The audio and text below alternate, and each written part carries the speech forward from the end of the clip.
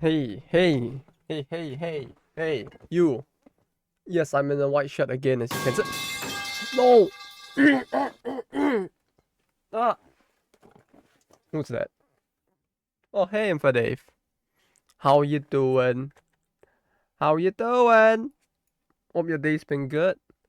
I realized I completely missed out that the total assault had started for JP, so that was awkward. I was only there for like the last 3 days. I missed out the first half of it, so I still got my insane clear. So that's a thing. But I missed out like half the rewards as a result, so that was fun. Yeah, hope yours day has been day. There hasn't been a dungeon darker than the darkest of dungeon. The only dungeon that is darker than the darkest dungeon is probably the pit that exists in the dungeon of Jomama. Haha! A five. What the fuck? Just ignore that. That didn't happen. I don't know what the fuck was going on. I don't know what that was. Ah. I don't know what was going on with my brain there. How's your day been? It's been okay. Thankfully, my boss has been sick, or rather, I guess the director has been sick since last Friday, so work has actually been fairly efficient for me because he's sick. I feel like the absence of the pressure of someone asking me every day if my work is done actually makes me work a lot more efficiently because like I can pace my work out better across the week instead. No Torment SMH. I didn't bother trying. I thought like Insane would be fine, but like the new Kana has just fucking broken like Bina completely now. Did I even get gold? Wait, let me check. I know I was like, I got, I beat Insane in one part with one party, and then like I went to sleep. I woke up and I was silver, and so I was like rushing to try and like shorten the amount of time I spent on Bina for that. Oh yeah, this party is like half insane at this point, right? Let's put them in the ringer for a little. Though hope your day has been good, if anything, Middle. Like today, I actually did a lot more work, or at least yesterday, I did a lot more work than I expected. Like, usually it's like I would like when they are actually like hounding me or like actually checking in on like whether or not I'm getting work done, I would actually get like one spec, like one simple specification. I guess not really simple, but like let's say they want the design for these stats for the main character, for example. Like I would like take intentionally like 2 days, so I'll just like take one day to procrastinate and then I'll do the thing on the second day. But like because of the fact that like they aren't breathing down my neck, I could basically take entirety of Friday to procrastinate, and then just like get through all of my work on Saturday. I mean on Monday and Tuesday because I felt more energized for work, which is nice. It's like I take less time to get stuff done, and I feel like I'm in a better like mood to do stuff as well when that happens. That said, my sore throat hasn't completely gone away just yet, so that kind of sucks.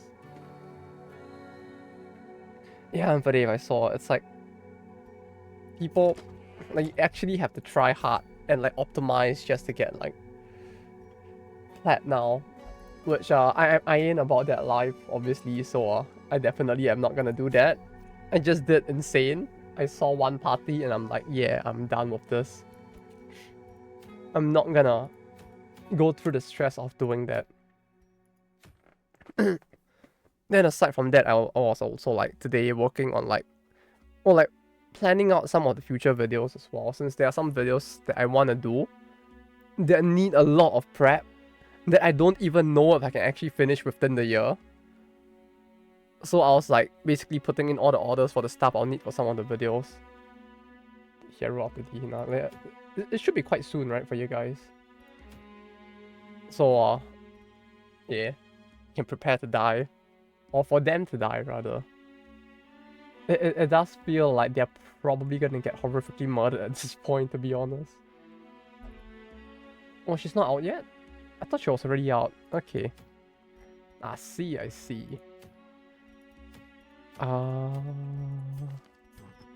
Give Hardy. There's the EXP stone. I know that thing. Where is it? Where's the EXP stone? Fuck! Ah. Hey Yori, how you doing? Hope the day's been good. I just realized I got a shit ton of spam from the Atelier Mobile Games Discord. Holy shit! I have not played the game in like since close to its release, but it's a lot of that's a lot of notifications. In a second, I'm break my account and get Hoshi. Ken, my day starts at 6 p.m. now. Hope your sleep was good then. If your day starts at 6 p.m., does this make you an American as well? Wait, is that their time now? Wait, what's the time in America? America. Actually, no, let's not put America. America's very big. LA, time now. It's 4 a.m. there. No, you're not an American. You're a... No, but that's California, right?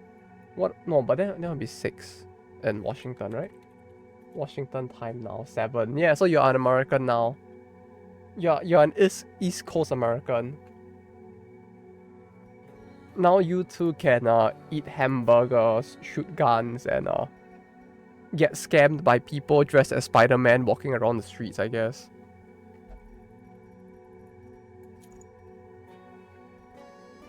Which dungeon is this? Which ones are even going to? This one, okay. I work in UTC -6 time zone.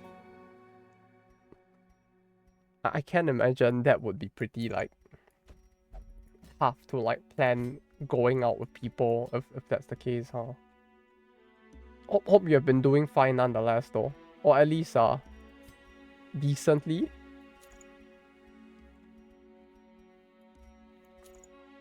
And things haven't been too stressful at least. Because I can imagine it would be kind of quite stressful, but hopefully not too much. Can't what?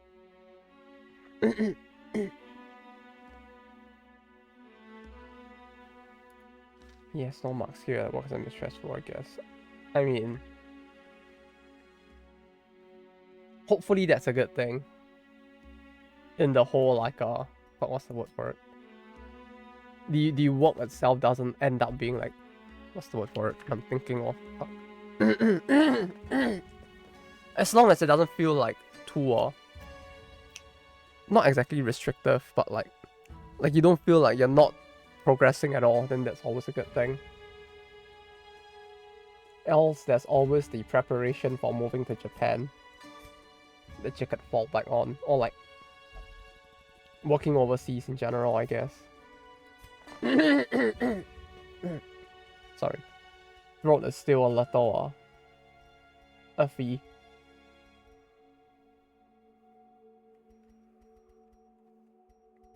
Ugh, okay.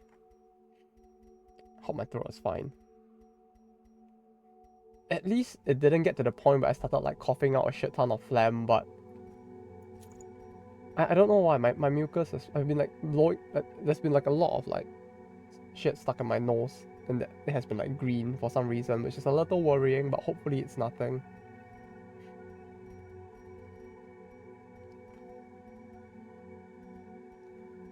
Bleed amounts. Healing receipt. Put him here. You are there. Give him this. Okay. Wait, no, he's in slot 3, so he doesn't need that.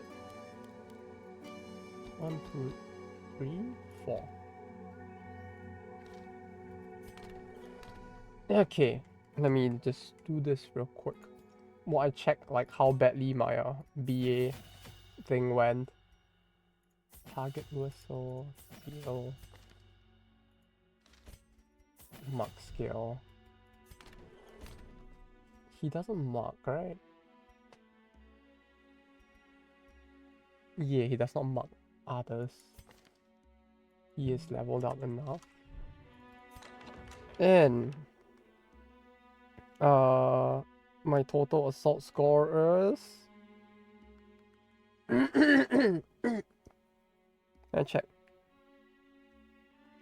Oh, I'm gold. Wait, no, that's not total assault, that's grand assault. Am I gold? No, that's PvP. Am I gold? Okay, I'm gold. 75k. Fairly safe. Fairly safe. Not the best, but not the worst either. But yeah, I guess one thing I was like kind of busying myself with was really just planning for some of the future videos. Like there was one I was planning to do about like a specific company that was making card games as well. The only issue was that like there's so many card games to pour through and find details on. Try to understand how to play, see if I can actually find the cards. That was actually like kind of tough.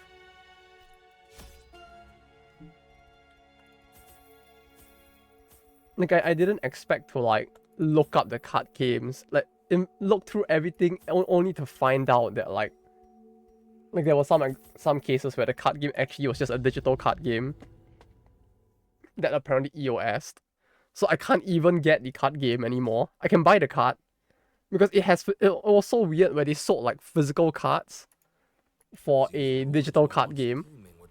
Then you had to like type in the you had to scan the QR code or type in the serial code on the thing to redeem the card in the actual game itself. Thereby making the physical card feel kind of very redundant. But like I found a bunch of stuff like that, and like trying to like look through every single thing that existed was a little more like time consuming than I thought it would be.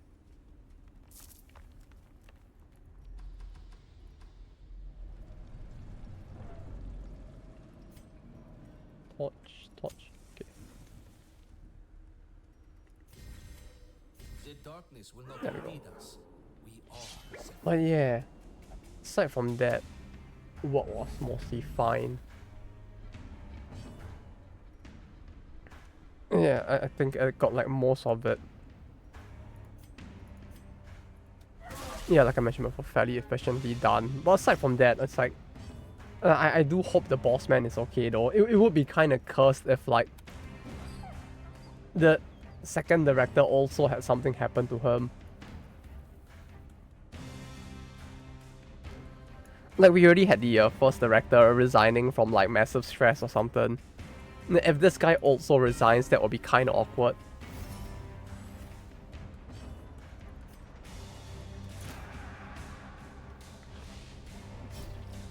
Since the only other, like there's only 2 people left in the team, which is just me and the other guy.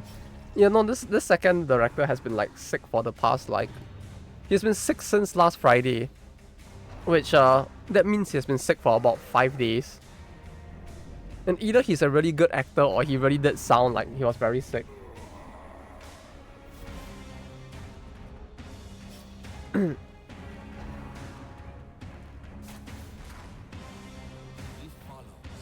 I mean, quick word for being tired. I mean, in the game industry, it makes a lot more sense, I guess. Like, you do actually have people who, like, quit their job because of the fact that, like, they just decide that they, like, the current job is, like, just too stressful for, like, no good reason. And they'll just, like, either go indie or just join another company. You had your funny Hideo Kojima who did the same thing, kinda. With all of the shit that happened between him and Konami. Like, it's a slightly more mobile industry, I guess. Like, I won't say the whole country is very mobile when it comes to work, but like, with this industry, you tend to see it a little more. Like, even with Konami itself, aside from Hideo Kojima, it's like they have had plenty of like losses in like personnel. I would say that the only company that doesn't have it is probably Nintendo. Like, as strange as it is, it's really like just Nintendo who really doesn't seem to have any problems with all of this. Like, they actually had like a what, 2% attrition rate? Like, they're actually lower than like the most of the big companies in Japan in general, not just within the industry. Like, generally they're just like next to nobody is resigning.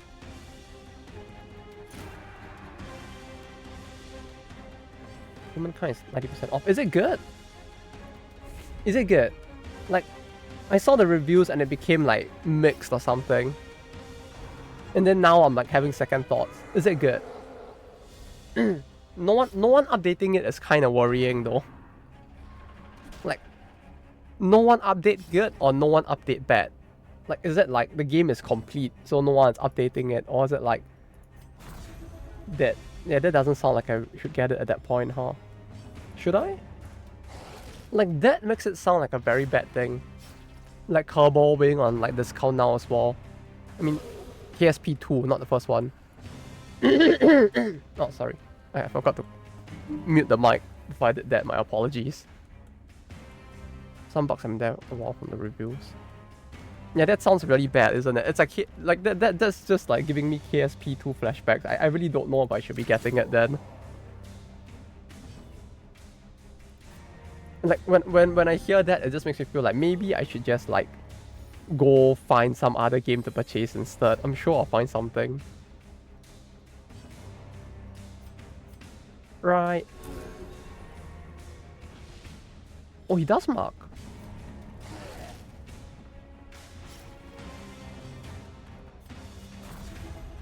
But yeah. Hopefully hopefully this second director doesn't have like something bad happen to him. Because like the team is like really small. It's just like aside from him, there's only me and one other dude. And the other dude definitely like and march on. We still have much to do. I don't think he can step up to the task. And like I don't really want to either. Like it's like the whole concept for the game is like something that like I have been complaining about since the start, that like it's so vague. They need more details and like the stuff is still not fleshed out.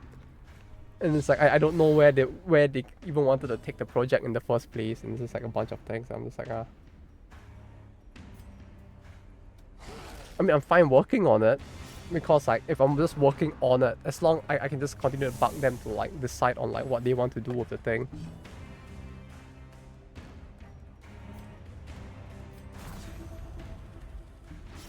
But the lack, but like it's not the type of game that I personally would enjoy playing as it stands as what it is right now. So it's like, as in like more of a genre thing, I guess. Like I'll play it and be like, yeah, I can see it being fun, and like it's not, I don't hate it, but it's not like, yeah, I'm gonna go and play that as my favorite genre, that kind of thing more.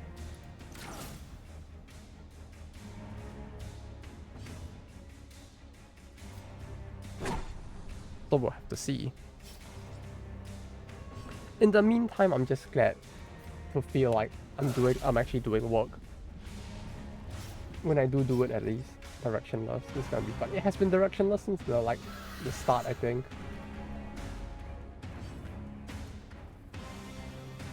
Because like the thing is that it started, this project was run concurrently with the one I was working on. So like no one really like no one was really like getting very involved with it, aside from a very small number of people. And the issue with a very small number of people is that like they just ran things the same way that that company usually does, which is to say they don't like solidify or like put into like proper definition what they want to do with the game, what their goals are, and stuff like that. So like it was just one guy giving directions, and then everyone with his like 3-man team just like making the prototype from there. And then the guy, after he got his game like okayed, he just resigned. And it's like, what the fuck? You got your game okayed, and then like when people give you criticism about it, you just like don't know what to do. And then you get confused, you say you feel stressed, and then you just resign. It's like, the fuck? And why suggest it in the first place?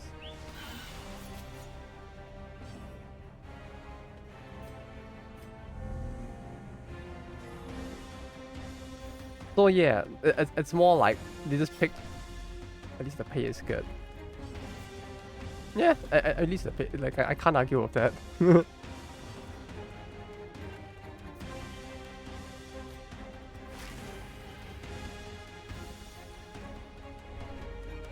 I mean, they pay well, and I get to do dev work.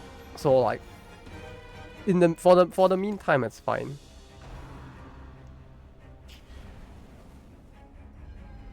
You know, like the project has allowed me to like set, like, not set in stone. What's the word for it? Like, it has allowed me to like show that like my existence in the company is like kind of critical to its operations, of at least for this specific team. Since like at this point it's like everything that is actual design related, it's like I'm just the one doing it. Like I just spent the last week like dealing with like the character skills, the skill types, item types, character stats, the damage formula, the type of stats in the game, the growth formulas and all of that. So it's like it's just a lot of like sitting there doing number crunching and just generating formulas. And it's like the guy they initially told to do all of this to, he did none of it. He asked me for my advice like a month ago. Was it a month and a half at this point? He asked for my advice for it, do you have any idea like how to deal with the damage formula? Then I was like, yeah, you know, there are many ways you could go about it depending on what you want to do with it, right?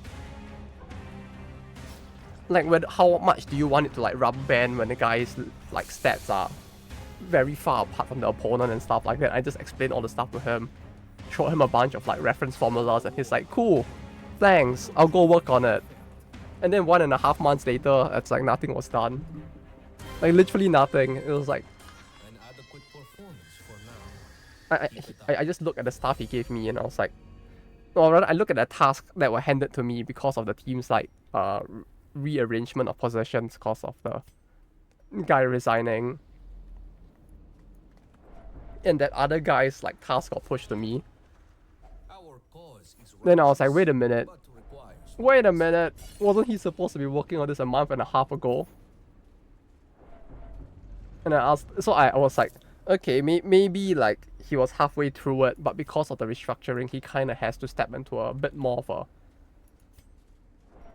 I guess like slightly more of a leadership position, which leadership position is kind of weird since like it's a 3-man team and he is like the second in command, so there's literally only me below him, so it's just like, okay.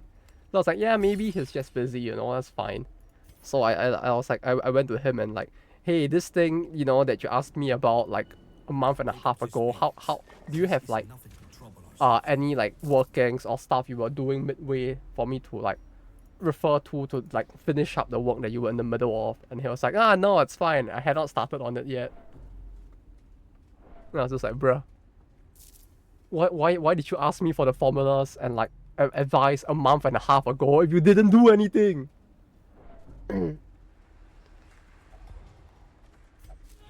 It took me like 2 days to do the thing. Like from like deleting it from my memory a month and a half ago, it only took me 2 days to set up the thing, and I was like, here's the thing. And I was like, and then that's where I realized that like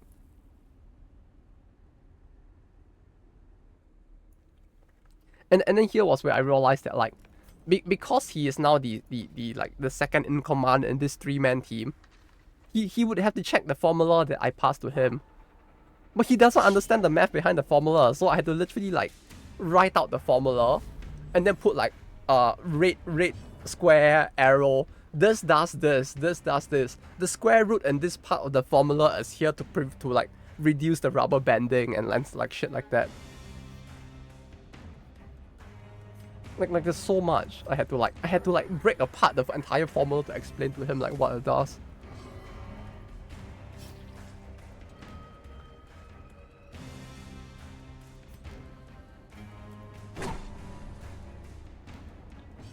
And it's like, bruh, like, what the fuck was he doing for the last 1.5 months?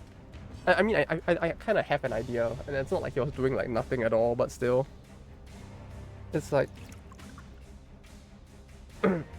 man, I mean, I have no complaints since I get to do it, and I like doing this stuff anyway. So like, to me, it's not much of a loss, because I like to sit there and crunch these numbers.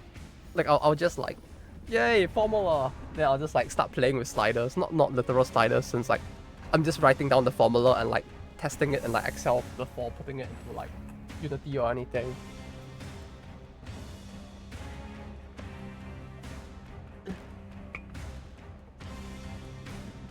And I was like, yay, it rubber bands less now. I was like, oh, okay, then maybe I'll just change this like fucking thing. Make the square root a cube root and see what happens. And just like play around.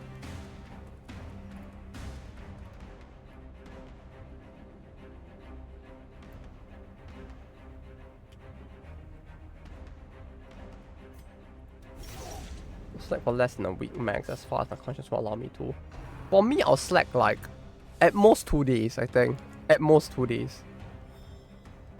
I'll slack for 2 days, and then I will finish like the task that is expected on me to finish within the time frame, and then I'll finish the task that needs to be done next as well, and then I will slack for 4 days, because I'll basically take the 2 days of slack, submit the thing to them, and then slack for another 2 days, and then I'll do the next 2 things at once,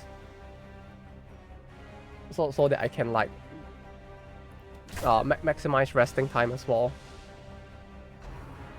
And it gives me time to like script the videos as well. So like I'll just like, okay, I'll get the work done like ahead of schedule and just like don't tell them. And just like get them to like think that my standard time for like doing the work in general is just like 2 days or something.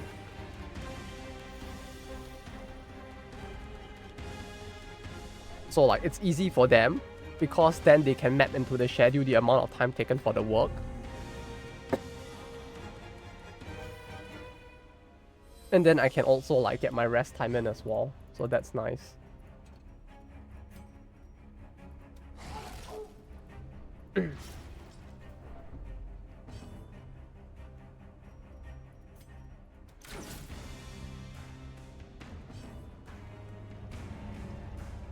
But yeah, that's only for now, since like the whole team is like moving really slowly. If the team actually like starts to pick up its pace, I'll probably pick up mine as well, but like...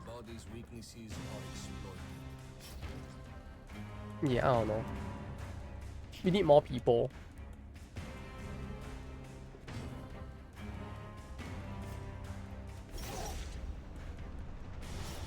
Actually, no, you know what we need? We need more programmers, if anything. Actually, maybe not. Like, they seem to be like struggling. I can't tell. Like, they're like kind of struggling, but not really, but kind of very. And it's just like, okay, hopefully they're not like doing too poorly.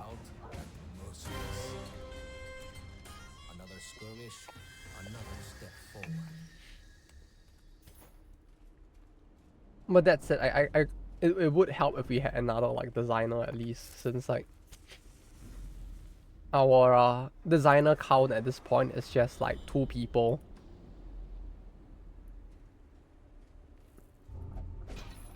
Oh, I didn't mean to do that, but okay. Oh, he has nothing on. Oh, he can't equip that. Oh, he can equip this. Cool. Cool.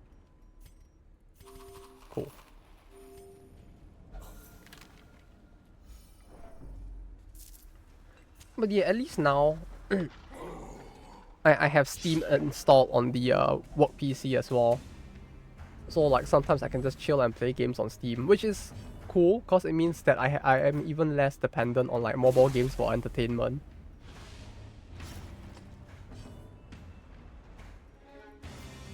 When I can get the time to do it at least. Since that is still kind of limited. Like actually finding the time to like play games, but like at least when I do, I can be like, oh, I'm just gonna like open Mount and Blade or something. Or like, I don't know, what's a short game? I can open like Slice and Dice. Or Vampire Survivor or something. Is it considered by a Steam Deck? I actually have. Like multiple times. The only issue with the Steam Deck is that I can't use it on the way to work. Because like Japanese trains are like, you know. Is that a good image? Is that a good image? Nah, that image is a little outdated. Oh yeah, I guess like this. Like, you know, the trains are kind of like this. Is that pawn? No, that isn't, right? Yeah, okay. Yeah, they're kind of like this. So like I can't play on the trains is the issue. Like it's like the trains are the one time I would actually play a mobile game, or I'll play the most, especially Gakumas, because Gakumas is like it's the actual right orientation for me to easily play a game, because like when the train is so packed, it's like you're just like kind of doing this the whole time, and like when you're this packed, it's like it's really tough to like do this and do this. I mean you can, but it's very uncomfortable. Whereas like you can't hold on to like the handlebars as well. Whereas Gakumas is like I can just do this and play with one hand and just hold on to the thing, so it actually works out kind of well. But yeah, I could use it at work. I didn't want to sit in my chair to play games all the time. I'm considering buying a Steam Deck. I mean that's a good reason to buy one as well. Yeah, maybe I should, huh? And then I can just lie on my bed and play games as well. Oh, that sounds like it'd be so good. I don't know what games will work for Steam Deck, but imagine playing an RTS on one. Yeah, that probably wouldn't work, huh? I would try that though. I don't want to try playing an RTS on one. I can't use my hotkeys though. I can't like control one, and then let's use the hotkey groupings for the units as well. But that, I thought you were Taiwanese for a bit. Wait, how did I miss your mess? Vincent Pan, hello.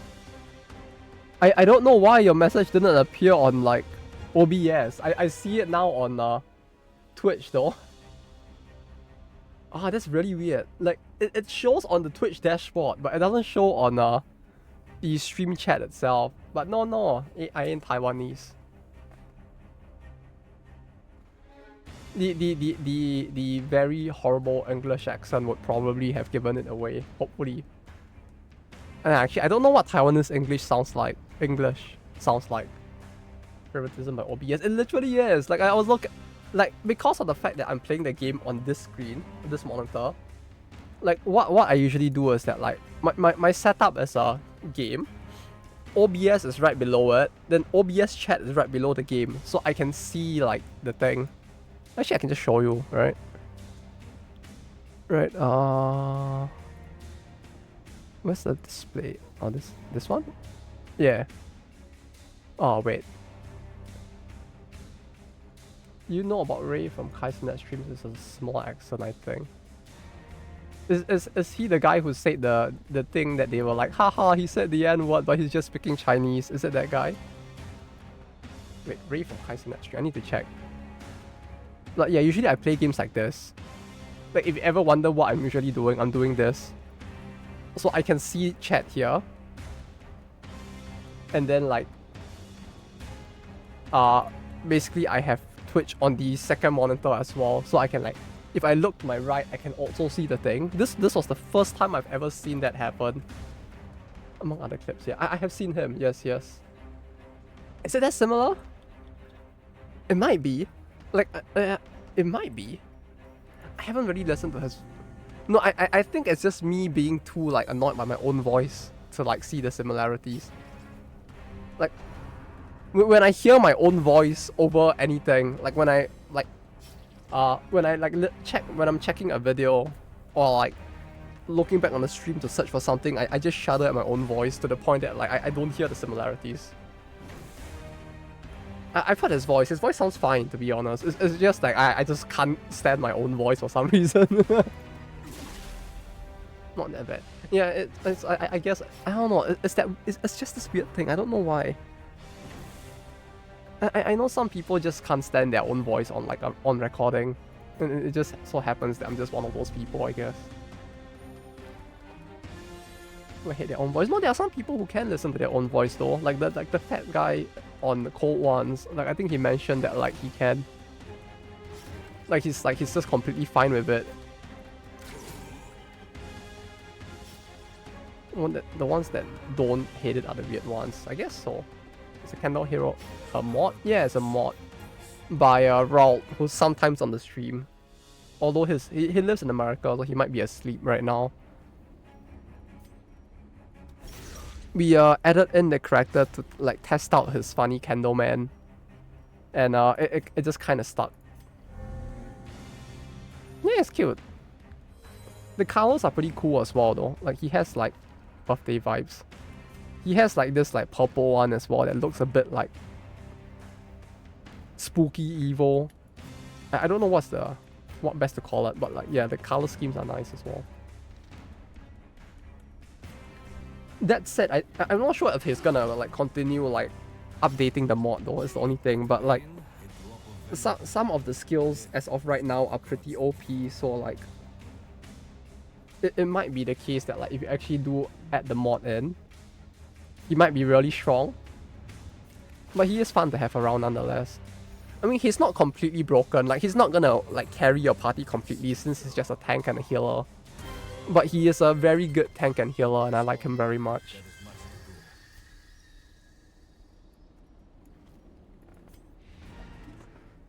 Taiwanese accent. Hey, maybe I should practice it a little more, right? Just so I can confuse people. I need to like figure out how to do more accents in general so that I can confuse people when I meet them for the first time. Alright, Yuri, take care. You have a stay safe and take care at work. Have a good day, Yuri. Like I should go and learn like the Stephen He one as well, right? 4550. 40. I can't do it, but like The soils and sands below are my birthplace. just gotta learn a few more so I can confuse people. Like I already have a fairly I mean I'm not gonna say my actual name, but like I do have a fairly like weird name because of my parents. So like people have sometimes people already have issues trying to pinpoint my nationality from just my name alone. So that kind of helps. Spanish accent would be funny to learn. What's a Spanish accent? All I know about like Spain is like music. Like what's his name? Anthony Iglesias? I feel like I mixed up both of their names or something. I feel like I'm thinking of two different singers and I just mixed up both of their names or something. No, Enrique Iglesias. And Mark Anthony. Yeah, that was the two names. Hello, Frozzy Rat. How you doing?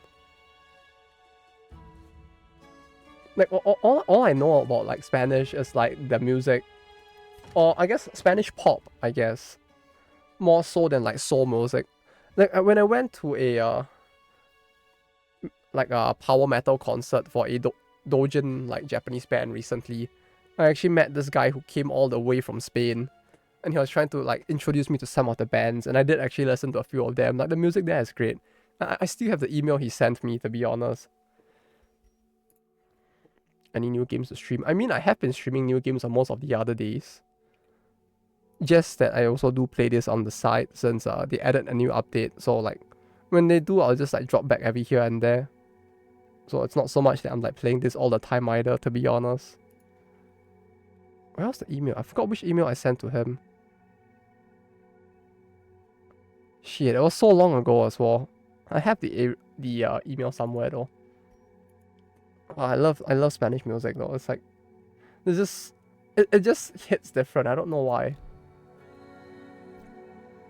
Did you buy anything Steam sale lately? I mean, I did. Probably not gonna stream it, but I did buy a few things.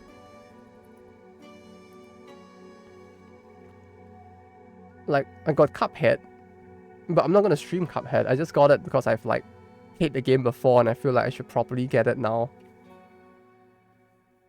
I got Vampire Survivors. I'm not gonna stream it though. It doesn't feel like a game I would want to stream, to be honest. I got Wizardry 6 and 7. Probably not gonna stream those though, because those games are from like the 90s. So you're gonna be looking at this heavily unoptimized, like fucking pixelated looking ass like shitstorm. I don't even have it. I had it. I've had it since release. I've already played it though. I played it off stream in the end, cause like I don't know how entertaining it would have been to watch. Like the 500th person in a row just play the exact same game. Like with many of these titles, it's like, I don't know, like if it's actually entertaining enough, watch you die. I've played the game before though. It's like it's not actually gonna. No, I'm sorry. Hey others, how you doing?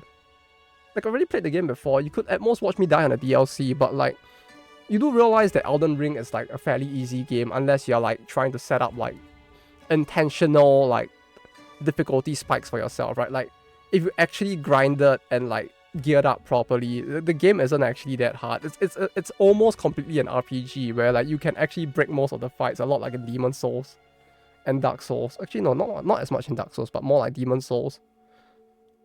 So it's like it's hard, but it's not that hard is the thing. Unless you're gonna like artificially set up yourself to make things difficult. Like you're gonna be like, oh yeah, I'm gonna like max my dex and stamina and I'm gonna keep my HP at minimum, you know, I'm gonna survive everything in 2 hits and not take a hit. But if you play it like that, yeah. People are complaining about DLC even though it was already enough. But yeah, but the DLC itself was not hard to begin with. Or it's not that hard to begin with. It's harder than the base game, but if you grind it properly and you explore the world, it's not that hard. Like the dev himself, the director came out and explained the whole thing. And he's basically a guy who barely plays games and he can clear it.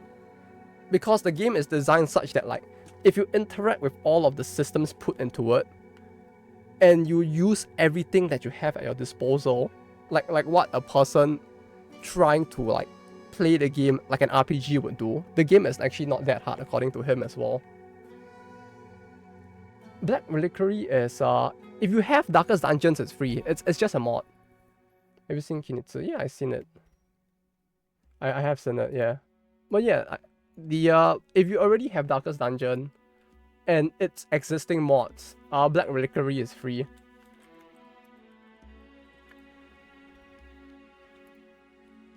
So you don't have to like spend on the game itself. You can literally just go to the page and just download it.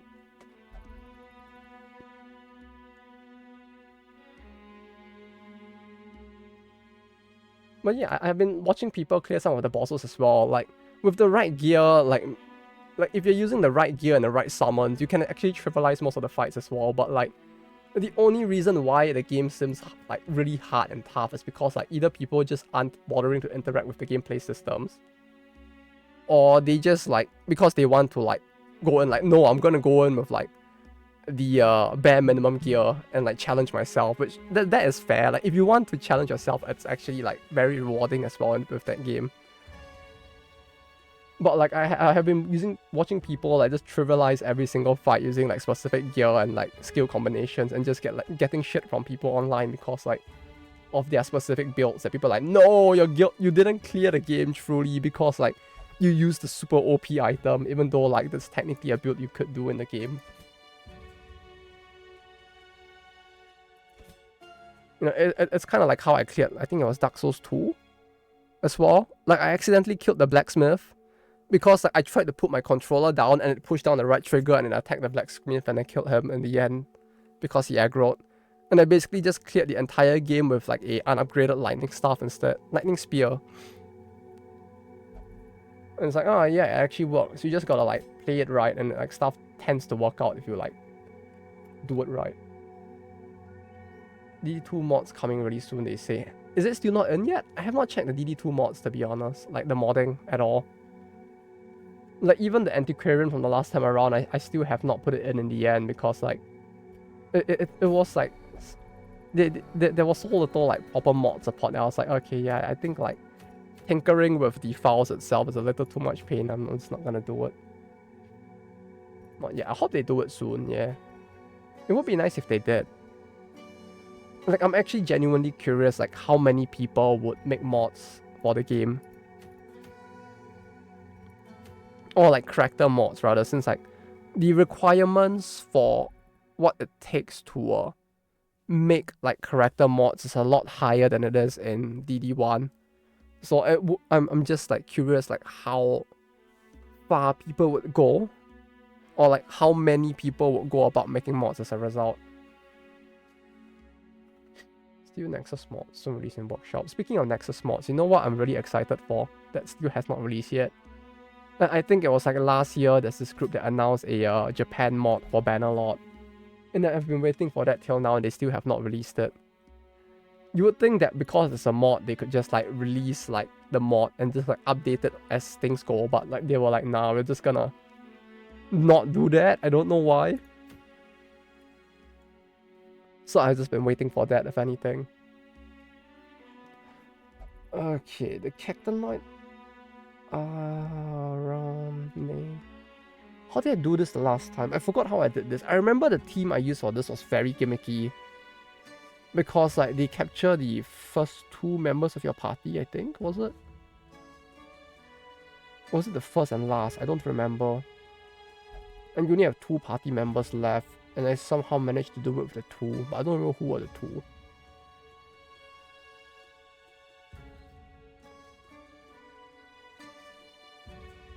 I don't remember. It's a bundle. I haven't bought other DLCs, so it's not free for me. Yeah, because it runs off the other DLCs as well. So like, as long as you have the base DLCs, this mod is free. No, I mean the mod is free. It's just that it requires the DLCs to run, so it's technically not free if you don't have the mods, which kind of sucks. But yeah, it has. It do be like that, since the mod, or rather since the DLCs do add like quite a fair bit of features which the mod is kind of reliant on as well. Like the best case would be like I would say the best case would be like if this was like kind of like in Warhammer 3 Total War, where if you don't have the DLC, you can't play as the faction, but you can still interact with them and fight against them and recruit their units if you are their ally, that sort of thing. So like the data is actually in the game, so that like the mods can still make use of it to provide you with some of the like interesting like overhaul mods and stuff. Because like I can kind of get that they probably don't want people like creating a mod that circumvents like you purchasing a DLCs like in and of itself.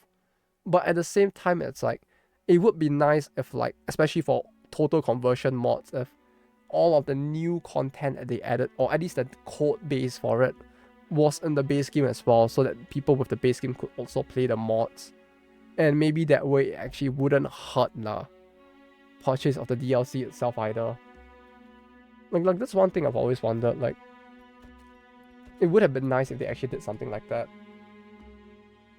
Civ 6, what DLC? I didn't need to download anything. Yeah, I mean, it's something like that, yeah. With Civ 6, it's like, I can see it happening though. Like, the game doesn't... How big's the game now, actually? Let me check real quick. Civ.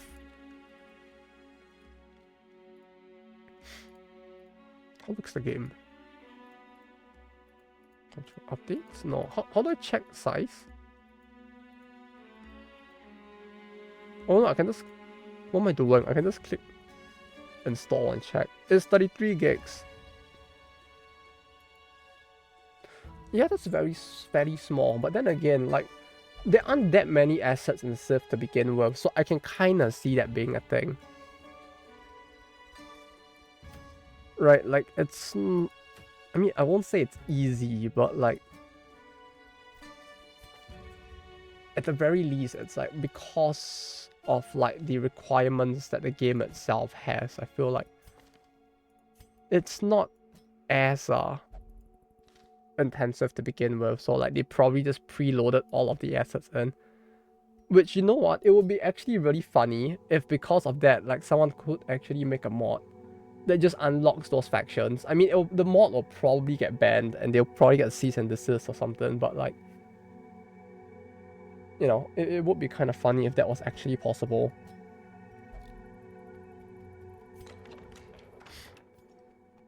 Like, you just need to like turn the flag on or off, and then suddenly you have the mod.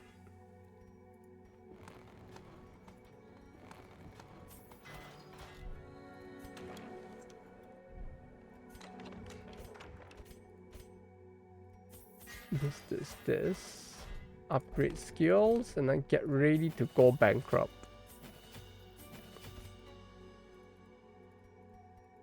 How much does it cost to increase the... it's expensive.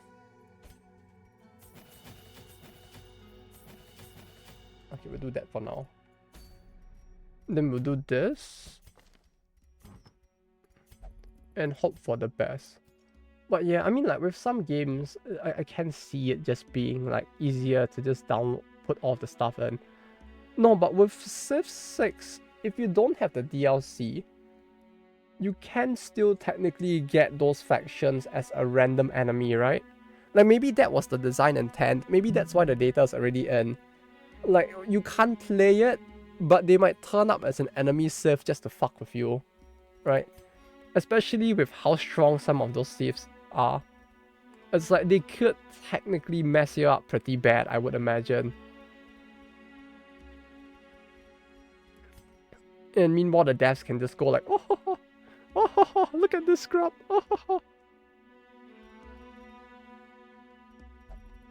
Losing to our clearly overpowered DLC. What a fool.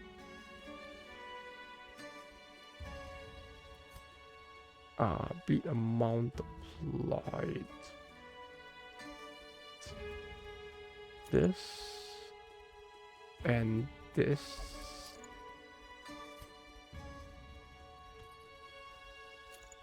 This and this. You know what's another game that kind of has something like that as well? CK3.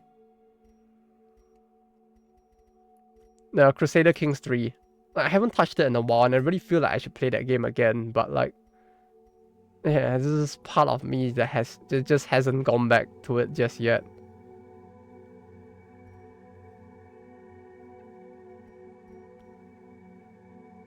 Like, I feel like I really should. Especially since there are so many more DLCs now, but like at the same time, it's like, there's so many DLCs. I don't know if I want to purchase all of them.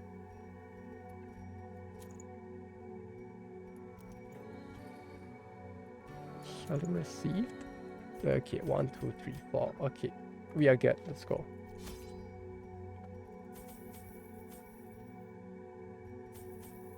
This.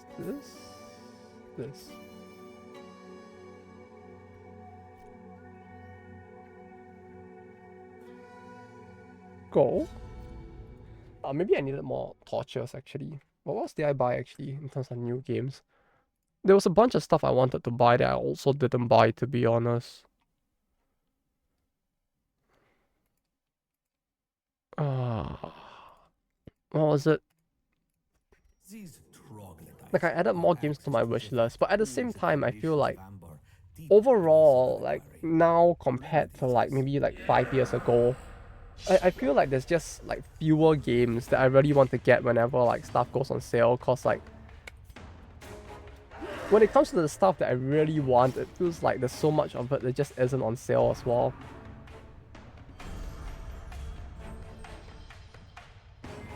Are you kidding me?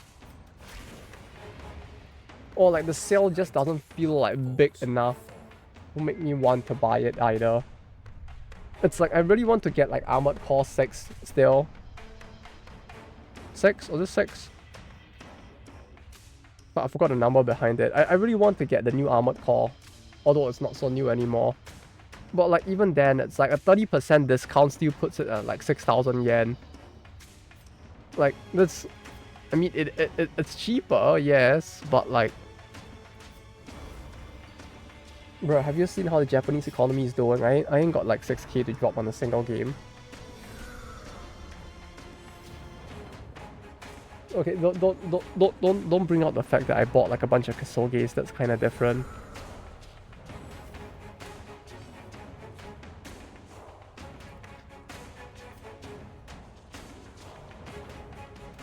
Oh, I want to change the skills back.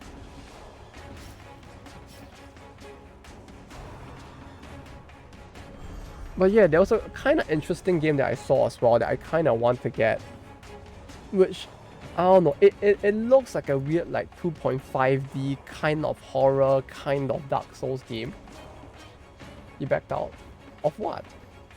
I was looking at this game, and it looked kind of interesting, to be honest.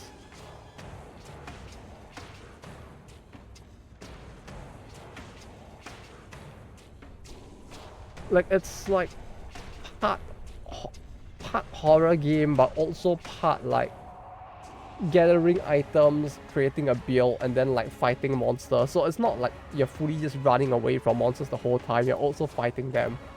And the whole thing is like in this weird like 2.5D, somewhat Victorian setting, which it just gives me like a little bit of like Dark Souls vibe as well.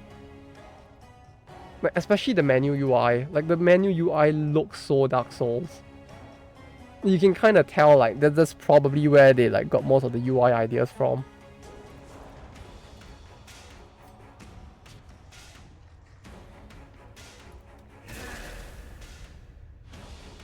I have been strongly considering this one.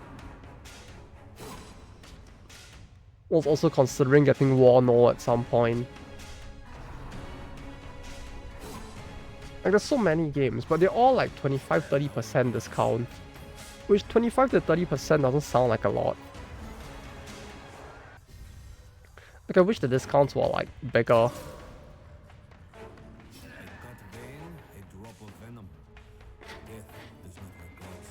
Like if it gets like 50% off for most of these titles, maybe I'll consider it.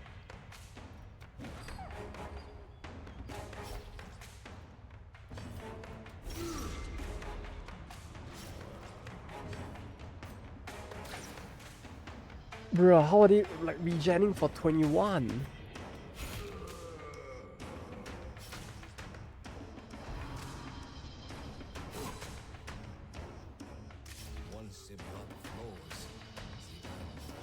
Yeah, sometimes my nose still like gets super backed up for some reason. I feel like whatever got me, it still kind of has me a little fucky, to say.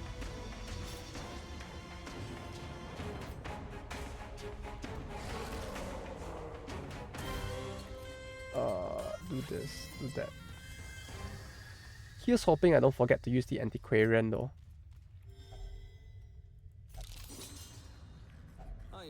Although I do have forced interactions as well, so like clearly if I fuck something up, it's not because I forgot, right? It's clearly because like there's the forced interactions happening and it's clearly the forced interactions. Okay, not me. No.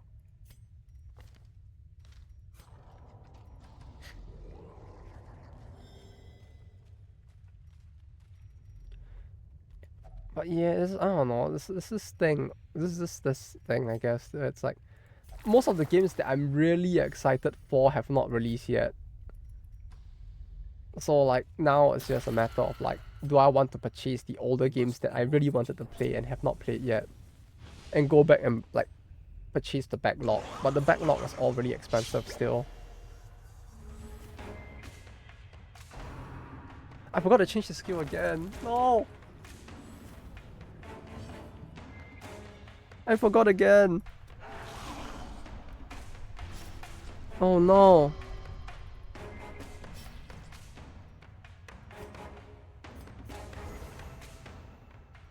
Standing on Animal Well, but I already spent a lot this month. Oh yeah, Animal Well looks like it'll be it looks like a really good game as well. Been hearing a lot of good things about it too, so that's nice. Yeah, there's that as well. Like, I get that people really want... Like, I get that it's quite hyped and like many people have been talking about it, but at the same time it's like the game isn't even on discount right now.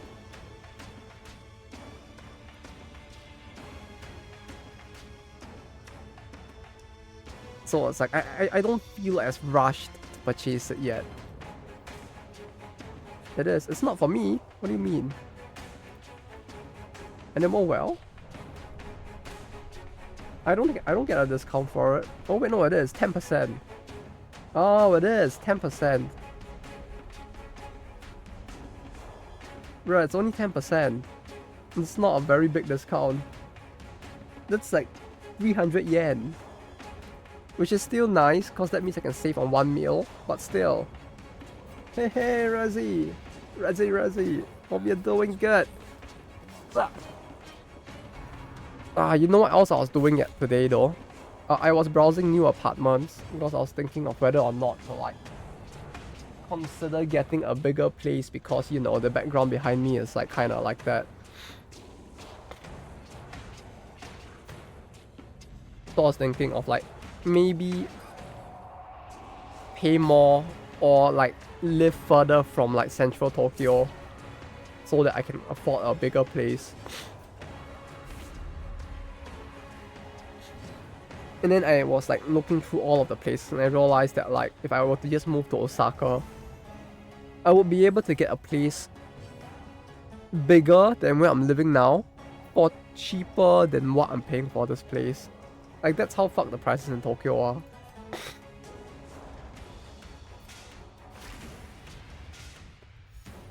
Like I'm currently living in a 2-room place, but then I realized that like if I were to move to Osaka, I can get a 3-room place cheaper than my current place.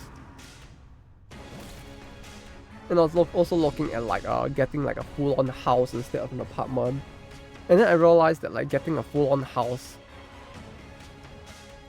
pre-owned might at times be cheaper than just getting a apartment closer to central Tokyo as well. No, it's like I say all of that and it's like I don't know if I'll actually get it to higher weight limit. I don't know about the higher weight limit though. It very well might be worse, but see the difference is if I get a full-on home, right, like a full like house, like you know, on the floor up, like a 3-floor house, I could put most of my stuff on the first floor instead because like the way most houses in Japan are designed is that like typically if your house is multi-level, the kitchen dining is on the kitchen/dining is on the 2nd floor. The rooms that you live in on the 3rd floor.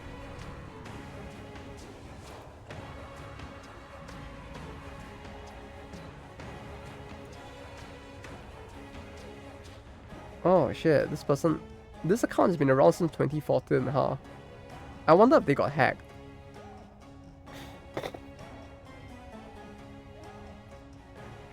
Unless this bot has been around since 2014, and has like, I wonder if this person like got hacked or something. Their account is being used to like do that instead. But where was I? Uh-oh. Uh-oh. Oh. But yeah, as I was saying, like many houses in Tokyo, on the living spaces are located on the upmost floor. The 2nd floor is typically the kitchen dining, unless your house is really spacious, in which case the kitchen dining will be on the 1st floor. But in Tokyo, many of the apartments, instead on the 1st floor, they have what is called a service room, which is basically just a room that you can use for whatever the fuck. And so like part of me was thinking that like I could just put like I could just use the 1st floor for like filming and shit. And I could like shift a lot of the stuff that's in my room currently on the 1st floor. So that way there isn't really anything for it to collapse onto. Right, you could think of it as like if I were to actually get one of those homes, I could basically just like set up a mini like recording studio on the 1st floor. And also have my room and then have my room with the PC on the 3rd floor so I can stream and record like certain videos. Like the videos when I'm chilling in my room, I could record it there. But like if I ever want to like record out of the room, I could just like have the full collection on the 1st floor as well behind me. So like on the 3rd floor I can have like what's behind me, like this level of stuff I can still have behind me. But I don't have to worry about the weight limit of the room.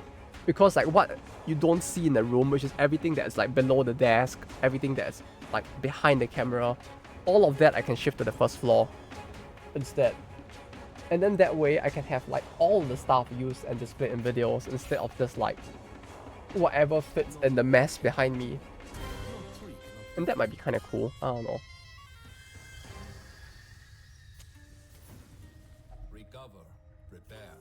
Yeah, I have considered it for a while. Like it feels like it'll be kind of fun to do that. The only problem is that it gets really expensive to attempt to do that. And as much as I would love to, it's like, you know, see that's the thing. It's a heavy investment, but if I plan to continue working and staying in Tokyo for the next 30 years, it will pay itself off. But that's the issue. I would need to be like working and living in Tokyo for the next 30 years for it to make financial sense. And like I feel like that's the bigger issue. Because like eventually within the next 50 years, like there's probably gonna like the Mount Fuji might erupt and there's like gonna be a massive earthquake that might like tear up like a large part of Tokyo potentially. Like no one knows if it will actually happen, but like there is that whole issue of like I think like some like forecasters were saying that like Tokyo is very long overdue like a potential massive earthquake happening. So like if I get a place, I will need to get insurance for it, which is probably going to be expensive, and it's probably going to get triggered and get even more expensive because of the earthquake. And all that sounds like a pain to have to think about as well. But since like in living in this current place, I'm already paying rent anyway. If I put that rent money towards paying the down deposit on the home instead, you know, it doesn't sound like that bad of a investment.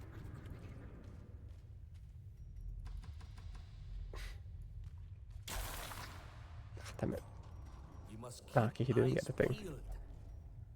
Because I was doing the math, and it's like most places will require a down payment at the start. So like, if I pay that down payment, and like let's say I can like pay for the home over the next 30 years. Well, I can pay for the loan over the next 30 years. I should basically be paying like just a little bit more than my current rent. I say a little bit, but like it's not like when you think of it like in a percentage, it's actually quite a big percentage because it's like my rent going up like 40% maybe, 33%, somewhere around there.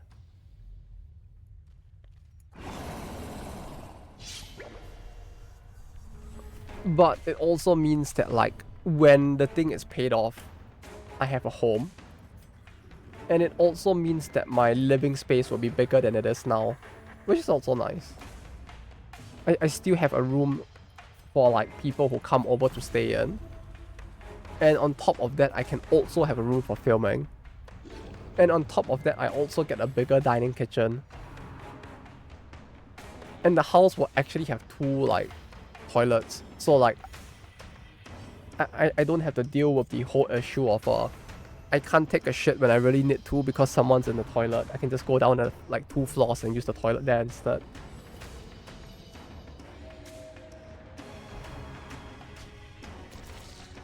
Like there's a lot of upsides to it. The only issue is when and whether to make that jump, I guess.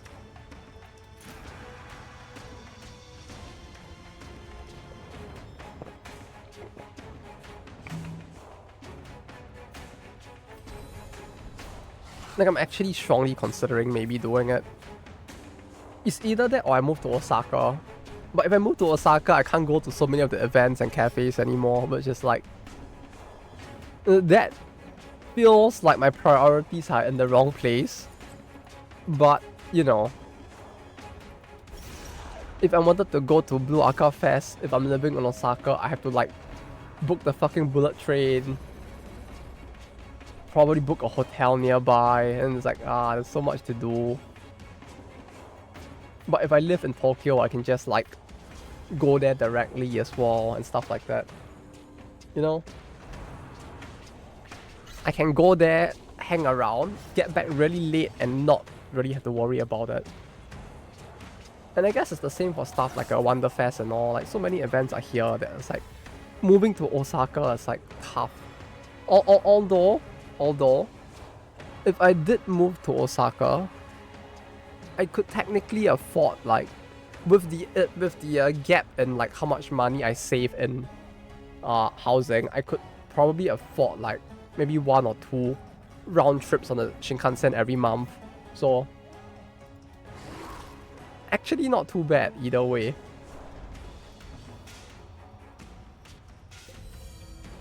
Like that's how much money I saved on like housing. Long-term commitment, yeah. Everything would be a long-term commitment. If I move to Osaka, it's also a long-term commitment. But like Osaka is like far from a lot of like event related stuff. I mean, Osaka has its own events as well, and like sometimes collabs that happen in Tokyo also happen in Osaka simultaneously. But yeah, the only issue is that moving there means that like I kind of do lose out on like a lot more of the like the events and like stuff in general.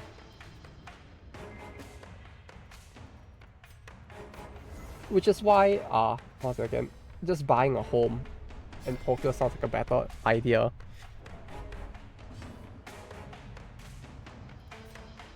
It's just that there's a part of me that does worry of what would happen if the earthquake actually does eventually hit.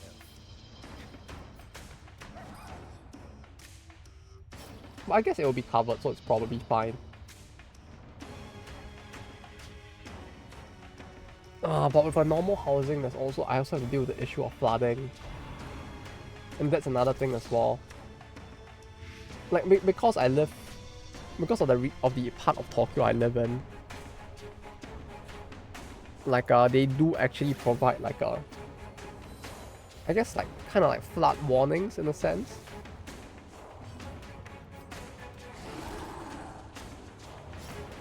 Where like when you tend to buy a house, you can actually ask for like a map showing you like how deep flooding can get in the individual regions in Tokyo in that like ward, for example.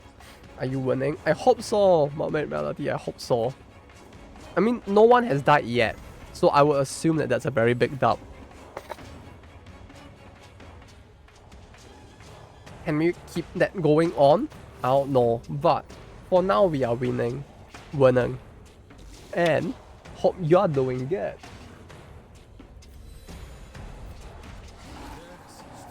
Epic. Another quick performance for now. Keep it up. There we go.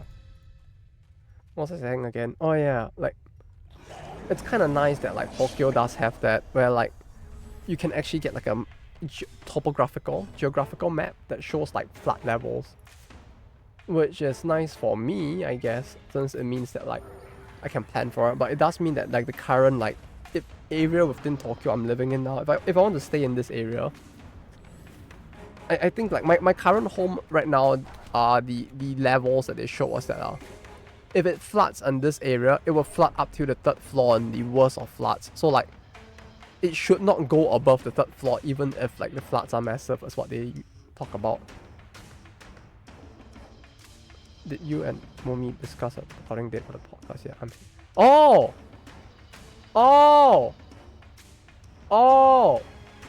I never knew this whole time. Hey! Yeah, I just watched your most recent, the recent most, I guess it's not that recent anymore, but I just watched the recent most one as well. As I was quite interested in like magical girl stuff in the first place.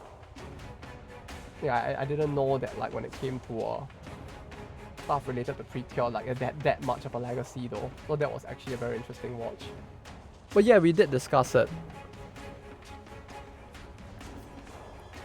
Just not the exact timing yet. Yeah, it's a funny name. Very, it's a nice name. Yeah, to be honest, I don't I don't know how it will go, but like we did settle on a day, just not a timing yet. I've been meaning to ask them about it.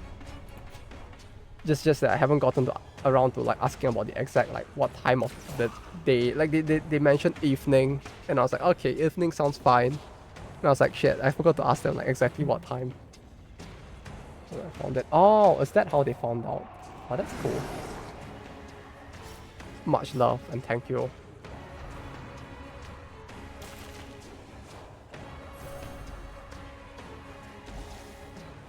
I'm sorry, Kusagi and pop-up cafe videos. Ah, that's good to hear. Yeah, the pop-up cafes is like there are more of those that I'm planning to go to as well. It's just that I'm just like trying to like work out a schedule now so that I can continue posting everything that I want to do as well. for those. And the Kasuge one as well. Like I kind of put it on the schedule, I think, that like end of the month, but like right now I'm thinking of whether or not to delay it to next month so that I can get more stuff prepared for it. Like I just realized that like for the most recent one that we've been playing like on stream once in a while, it's like, are there any Mermaid Melody ones near you? I could have sworn I saw a like karaoke collab for it a while back, but I don't remember like specifically the cafes for it.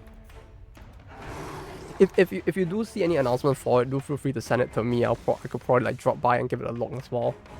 Like sometimes people do actually just like send me like events that they think look kind of interesting. I just do drop by those as well. Since like when it comes to stuff like collab cafes and like Dojin events, it's like there's just such a big variety that like keeping track of all of it is just like physically impossible. So like sometimes I do miss stuff out. So if you actually do see any interested, do let me know. I'll actually like give it a drop by and give it a look as well.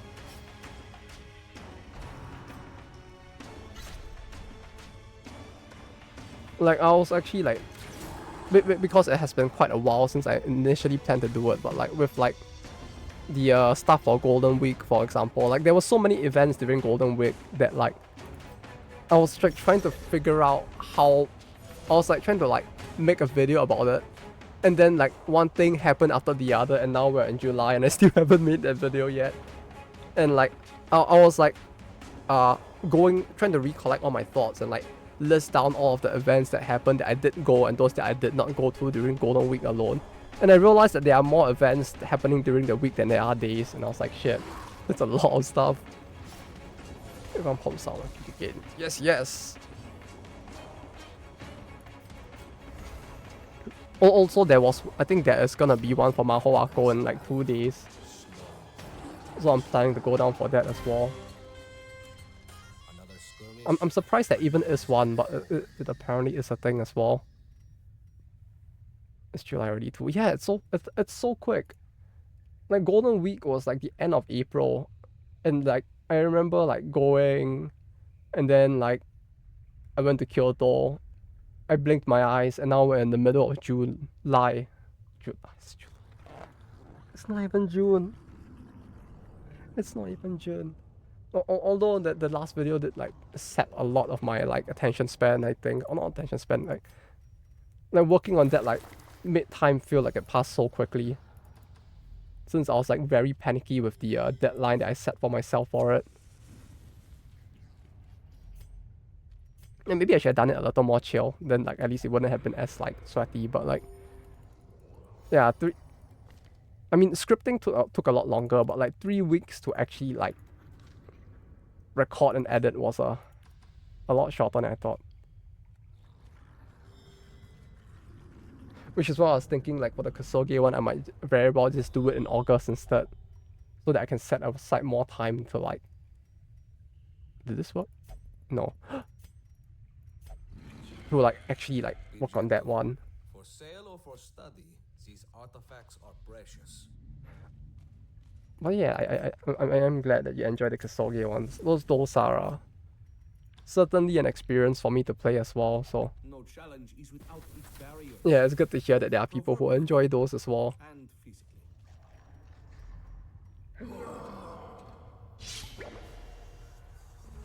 Although speaking of Kasuges, I was also looking through like the entire history of like Bushiroad's card games till now. Oh, that was another headache and a half, to be honest. Like with the older games, there's like so little information out there about some of the games that like trying to figure out if it's even a digital or physical card game was so difficult. And like before I knew it, the entirety of today was gone because I was like, you know, I kind of want to make that video before the year ends. Let me look into it a bit more now, since like I already know about half the games but not the other half. No! It's not EXO, why? You were the chosen one! Oh, that's the wrong one. You were not supposed to... okay.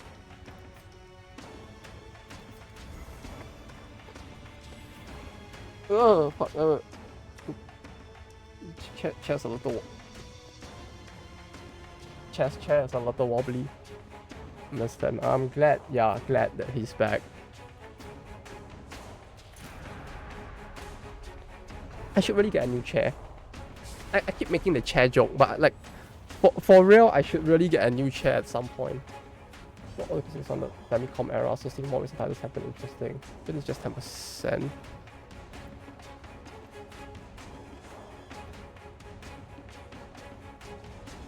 Yeah, it's 10%. This is 10%. Apparently this is 10%. It might just look darker than, more obvious than usual because the game is a lot darker in the background. You know, one could say that the dungeon is a lot darker. Could be the darkest, hence why he looks so bright in contrast.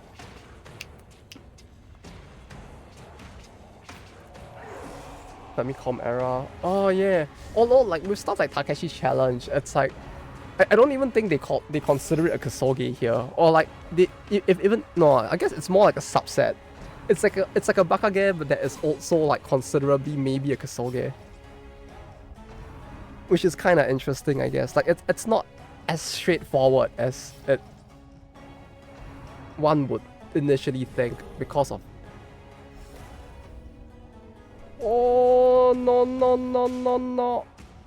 Oi oi oi oi!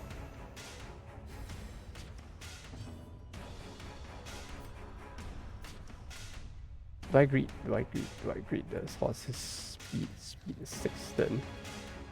16. Let me think about this real quick.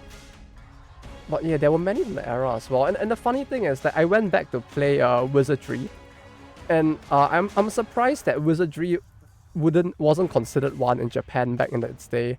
Like, it's a good game, right? It's the game that like arguably inspired both like Dragon Quest and Final Fantasy.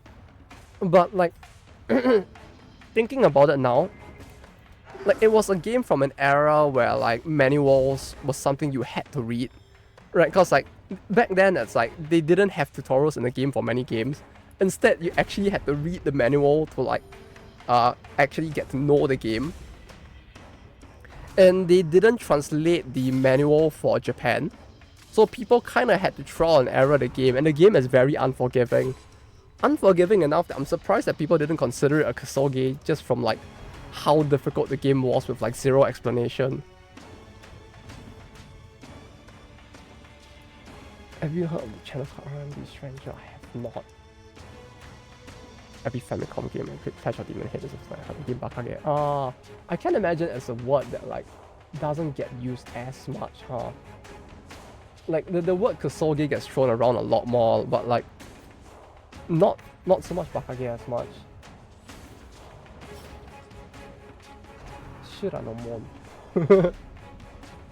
Oh, I'm seeing some of the titles that I do recognize, but like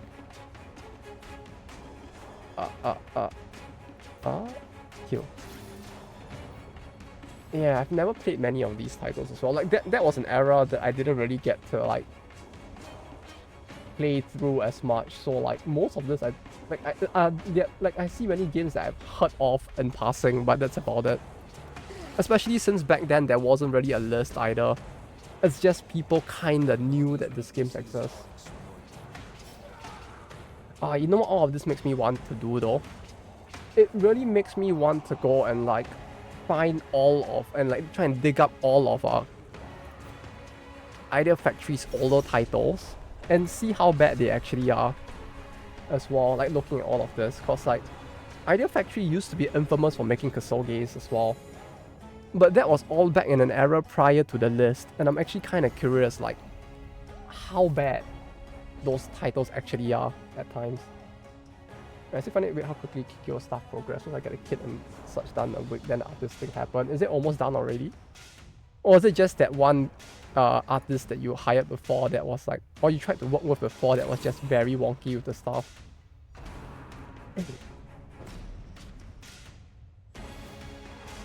No, okay, that's fine.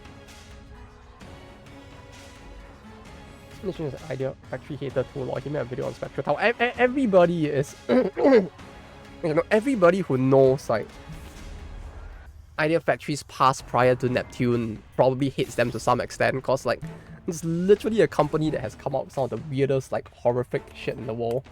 But that said, I have not got to try their like earliest titles.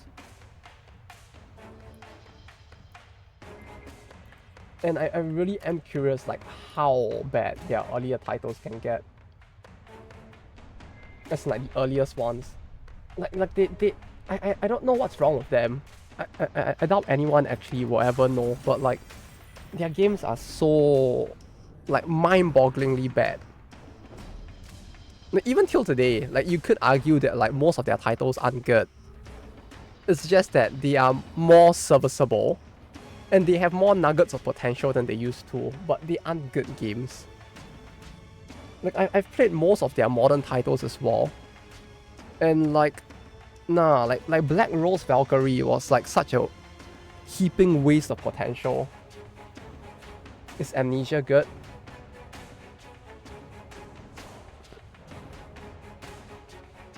Who are you again? Ah, okay, jokes aside. You mean the original horror game? Amnesia is fine. Although, like, I don't know if it's a spoiler if I tell you this. Do you mind? It's not a plot-related thing, but it's a gameplay system-related thing for Amnesia that I learned about, and I was like, it actually blew my mind when I heard about it. Not that one? So you did mean memory loss. I don't think memory loss is a good thing. Like in general. And I did ask the guy and he's fine with me using second license for Spine, so that's something I can do in free time. Oh. I mean, if that's the case, that's actually a pretty good... That actually does work out pretty well for you, huh?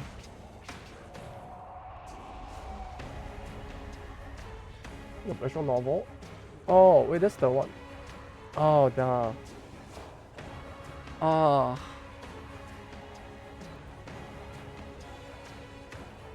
Ah. Ooh. Oh.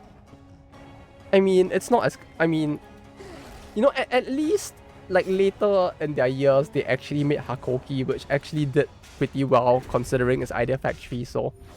You gotta give them props. At least they eventually managed to, like, kind of salvage their ability to make female-oriented visual novels. You know, like, if there's one thing that they kind of managed to do, I would say that's it. Right, they like, Neptune was... No, the first Neptune game was pretty questionable. Like, I would urge people who have never played the very first Neptune game to like, actually try it. Like, it was such an experience. Because I remember when the first Neptune game came out, people were... Or like, I guess about a year or so after, people were calling it a cult classic. And like... It actually like got me so interested in like trying it because of that. And I tried the first Neptune game, and it was actually really weird and like clunky. Like even till today, I would never... I still can't understand what made them think that the idea or the system of like... So what the game had was, I think I mentioned this before as well, some of you might already know this, but like the games didn't have a in-battle inventory system. When you wanted to use an item in battle, basically you had to go into battle with the crafting materials for the item and set trigger percentages for the item. So like you had two sliders, both of which were shared among all items for some reason. So you could set it as like, my HP potion that heals 20 HP has a 50% chance to trigger at 25% HP. And something like that. And then like, you could then use the 50% that you did not use in that slider to maybe put it into like 50% chance to use an antidote when I get poisoned at 100% HP. And it's like, what the fuck is that system? So like, if I wanted to use a potion with if I want to use a potion on the spot, I need to set it to 100% chance to trigger at below 100% HP, for example. And then when I want to use another item, I need to go back to the menu, change the sliders, and then like play the battle on. It's so bizarre. Appeals to some kind of fan. I mean, like, I like the series, just not so much as a game. I guess. I like the characters. Or some of the characters. Some of the characters are a little generic by my books, but like I enjoy it, kinda. No, I guess I like Neptune, but like the rest of the series is like, yeah, it's fine, I guess. It's the game. It's not so much as a game though. Like it's a bizarre game. Like I don't know. Like the later titles are fairly generic RPGs, I guess, with like some level of like, would you even consider it generic unique? Not really, right? It's basically like a turn-based Tales of or turn-based Crisis Core. But it was a very big step up from the first title. I guess you could say that they were, considering the type of company that Idea Factory is, it's a step up, but it's still like not high art or like a very impressive game.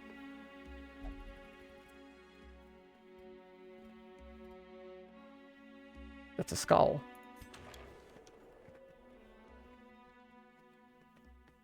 Yeah, I don't know. But even then, like, even in spite of all of that, I would say that, like, Neptune was still, like, the best title they had produced. Which is kind of worrying when you think about it, since, like... Yeah. Like, I'm thinking back to it, like, the Moiro series is, weird. Like, it's very... Like, Monster Mom Piece was fine, but like every title that came after it was a kind of weird, like RPG, trying to be loot but not really. Good arrow content with fan. Yeah. Yeah. It didn't have as much like. Yeah, like the doujin community for the game didn't really take off much at all, huh? And also it wasn't like the it didn't have any of what like I would consider the interesting parts of like the doujin community. Like if like with like something like Toho, for example, I could go to a Toho event and buy like shot glasses, like belts and like necklaces instead. Like production of like an entire like line of goods and stuff alongside like everything else actually exists, and it's like adult content became less than like 25% of the entire event. But like with Neptune, it's like you don't really see much, if any, like wholesome doujin content at events, huh?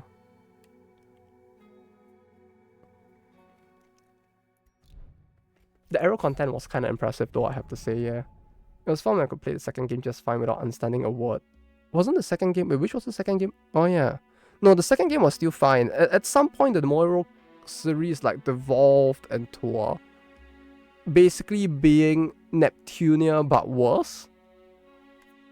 Like I don't know what happened. Like it became like the series degraded over time, where like with a Monster Mom Piece you kind of had this weird card game thing with a very shitty monetization system. Like I don't know why to this day I do not know why they made like a card-based RPG where you had to buy boosters online from the PSN store. Like what the fuck was going on there? Like the monetization was so weird. And it always feels like the company is behind the trend as well. Like when something is trending, they are not hopping on, and when the trend is like dying, they will hop into it. Like it's the same with like mobile games as well. Like when you had like FGO and shit like starting to rise, it's like now's the time to hop in the mobile game market if you have not yet done it. They made 2 mobile games for the Vita instead. They made 2. Like they made a literal like full mobile game with a gacha system, put it exclusive to the PS Vita. Like what the fuck? What was going on? And then like they released their first like full-on mobile game in like what, 2020? And it's like they made a game that looks like it was produced in 2015. They hopped on with their own like VTuber thing when like VTubing was already getting saturated as well. Like, does anybody even know about like the fact that like Compile Hut had their own VTuber? Like that was a thing as well. But yeah, either way, whatever. Like I feel like that went off track a little. But yes, I actually do want to like look and go back and search for all of their older titles just to see how bad they were. Like just dig out the entire like repository of every single old like Compile Hut. I know Compile Hut didn't exist at the time. All the old Idea Factory games that gave them the reputation as like the Kusoge company, and just like play all of them as well. Like, I wonder how long it would take for me to like actually like completely crush my sanity at that point.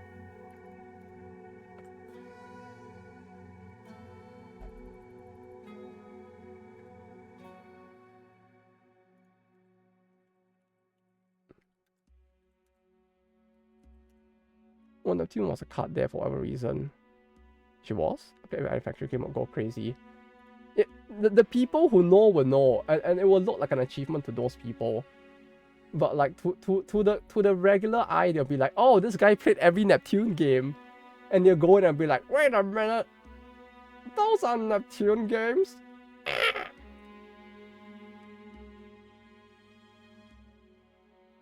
But yeah, finding the older titles will be tough, I feel like. Like, I really do want to go back and look for all the older titles though.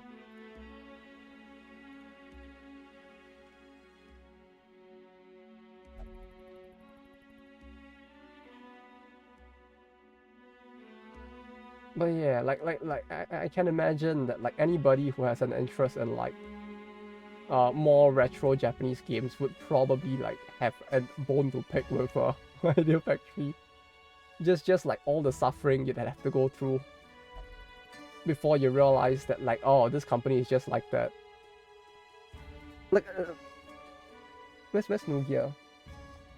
It's buried somewhere in there. I don't want to dig for it, but like, yeah, even Nugia was such an experience. I loved it. When I realized that you could paralyze the final boss and just like walk away, I think my brain grew like to like 5 times its original size in that moment, and I realized that like this game really is just complete ass. Oh, I love that so much. Yeah, now with bright colors, the shutters is less visible. Yeah, like I really feel like it's just a shutters thing. Like I mean, like it's just a map region thing. The thing with the region and map was more like the final boss in Castlevania 2. Yeah, it's like, oh, it is. It really is. I love it. I love it. Oh, if it was the game that you brought up just now, I should go and like give that one a check out as well. Like, where was the name of the game? On Spectral Tower. Spectral Tower. I don't remember if I played that one, to be honest. What was it on the PS1? Oh, it is the PS1. PSX, I guess, as the boomers would put it. Can I even find it on their page? I can. Do I need to go and set up a PS1 emulator? I probably do, huh? No, but a PS1 emulator should be fairly doable, I think.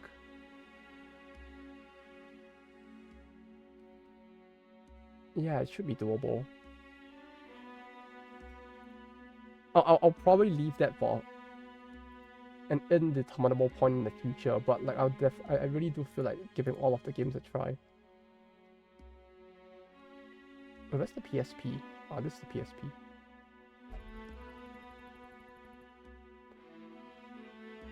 Oh, there was actually one on the PSP that was like kind of... Where was it? They had one. Oh, this one. Yes, I played this on the PSP back in the day. Do you know RetroArch? Wait, you can use RetroArch for PS1? I do have RetroArch. I didn't know it worked for the PS1 as well. Oh, I've been using it for the DS actually. Like, I was using both... No, I was using interchangeably both that and was it Melon DS, I think. Yeah, I do have RetroArch actually. I do have it here, yes. Yeah, I was using it for the Kaiji game, to be honest. They're selling a plushie of the Doggo Slime thing. Oh yeah, they are, huh? Like, they made a new plushie for it. I saw it. It's actually kind of cute, to be honest. If my room wasn't so full of parallels, I might have considered getting it, but like... Where the parallel?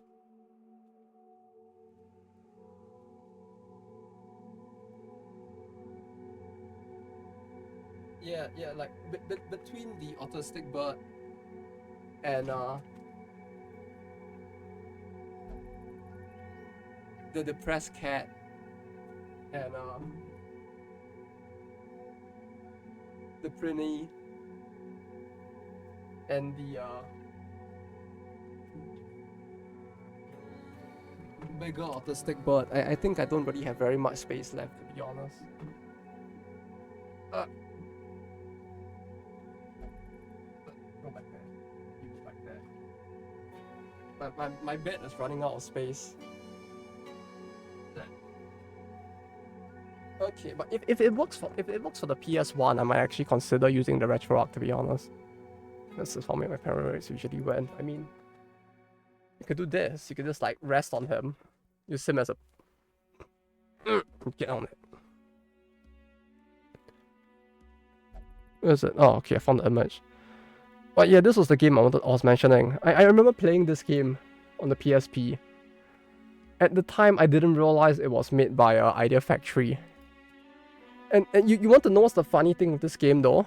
Its load times were so bad that transitioning between a cutscene and any other menu would take like 5 minutes. Like you could, if you put the UMD, the disc and the PSP to your ear, you could hear it like fucking like going into overdrive. That's how bad it was.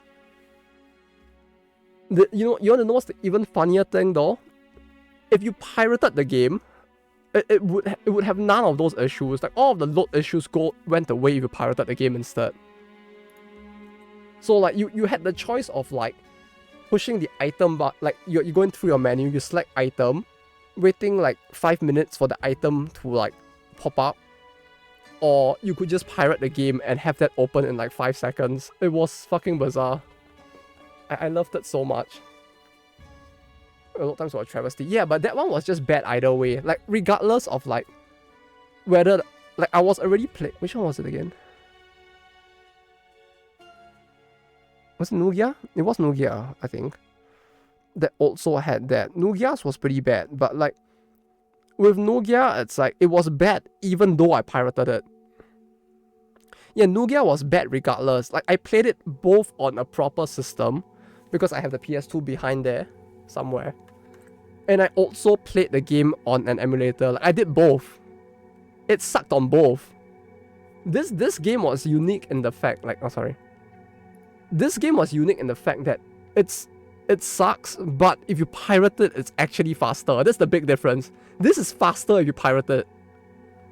You would save actual hours of your life from like pirating this game. And that's not even hyperbole at this point. Every single menu change is 5 minutes. Right? So you change your menu 12 times, that's an hour of your life that's gone. Right? You take 5 seconds, you're fine. Like you actually are losing like hours of your life. Like playing this game this game physically. But with Nugia, it sucked either way. But if you're emulating the game, you could double speed it. And for some reason that kind of works. I don't know why. Like you could like fix some of the tempo issues and the load issues. No, not the load issues. I guess that's the tempo issues with like the emulator's double speed. But you couldn't like fix the load.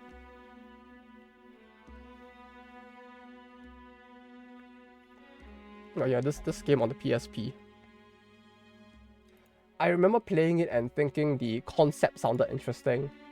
And I realized that that's a trend that I experience every single time I play a Idea Factory game. I would play it and be like, oh, the concept sounds interesting, but the game ends up like not following through on the interesting concepts. Like if I wanted to explain this game to someone, I'll be like, imagine you have an RPG where you have 4 different factions, and all 4 factions are trying to 3 factions, sorry, and all 3 factions are trying to conquer the world. And you can play through the game as one of the 3 factions, and you can choose the order in which you try to conquer the world, and the story would change depending on which faction you play through, obviously, and also like the order at which you eliminate the other factions. Like, in its rawest concept, that sounds like it could be interesting, but they just didn't execute. Idea Factory games with a Harvey Disney idea sprinkled in. Yeah. It's like it's always like that, which is what annoys me so much about it. I think I told the story before, and like Snorlax and Infidave probably know, but like, how long ago was it at this point? I think like 12 years ago, I actually applied to Idea Factory, and I actually wrote all of that into my application as well. Like, I wrote into my application that, like, guys, I like how your games have a lot of potential in it, right? There's always something in it that looks like it could be very interesting, but your execution is always off, and I want to help you guys, like, you know, fix that as far as I can. They rejected my application every time. They rejected it every single time. Was it something I said?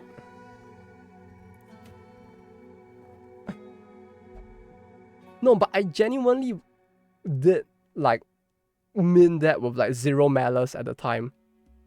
Like, I wrote in with the genuine belief that, like, your games are, like, not good, and like, you guys probably should realize that as like as a bunch of game developers as well, but there is something in the title that always sounds interesting, and like, with a proper team, maybe it could be executed in a way that could have like uplifted the company a lot more. Like, genuinely, like, I genuinely believe that, and like tried to apply to them without thinking about the fact that I probably sounded like an asshole at the time. Yeah, it legit did not cross my mind at the time that I probably sounded like an asshole when I was trying to be genuine about it.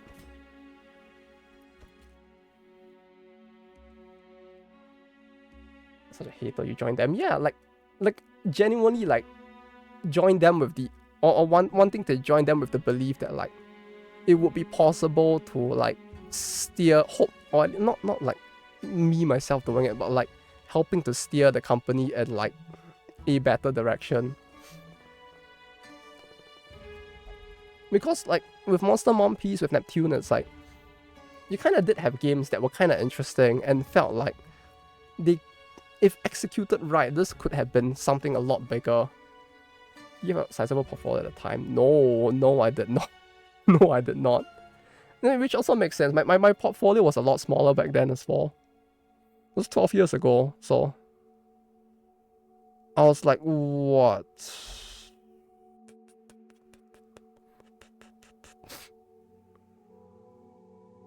One year in? Or was it the last year of university at the time? It was 12 years ago, so it was quite a while back, yeah.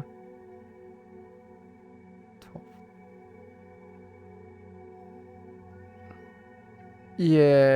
Yeah. Like, at the time, I think I may have just, like, it been in my last year, or just, like, entered the industry for, like, about a year. Thereabout. Or, like, somewhere within that time frame. Good promo for, yeah, but like, the university I went to was fine. Like the weirdos who like to look at university as if it actually means anything at all really loved the university I came from, so I thought that maybe that would help as well. But my portfolio was complete garbage at the time, so like, good program workflow, yeah, that as well. Like, I think at the time, the only thing I could like have shown them that would have been like genuinely something I made would have probably been the mini casino I made in Excel at the time. I think. I did have some like shitty Flash games that I made as well, but it was mostly like kinda ass Flash games that I was just making as a shitpost, and like an Excel casino. So like, you actually had like a roulette table and everything in like Excel, and it would like store all of your money, and you could play like blackjack and like roulette and shit like that. Excel and gacha and one, people both loved it. It was, yeah, it was fun. Like, it was like because like we had a class in university that was like They really wanted us to learn Excel and use Excel to solve somebody's problems. So like the goal of the class was supposed to be, you were supposed to like go to a company or like your father's company or something if your father was rich and tell them like, hey, do you have any problems that I can help you solve? And then like they would tell you what they need. And you're supposed to create a program in Excel to help them solve their problems. And like, I didn't know anybody who ran a business. So like, I just made a casino and tried to submit it.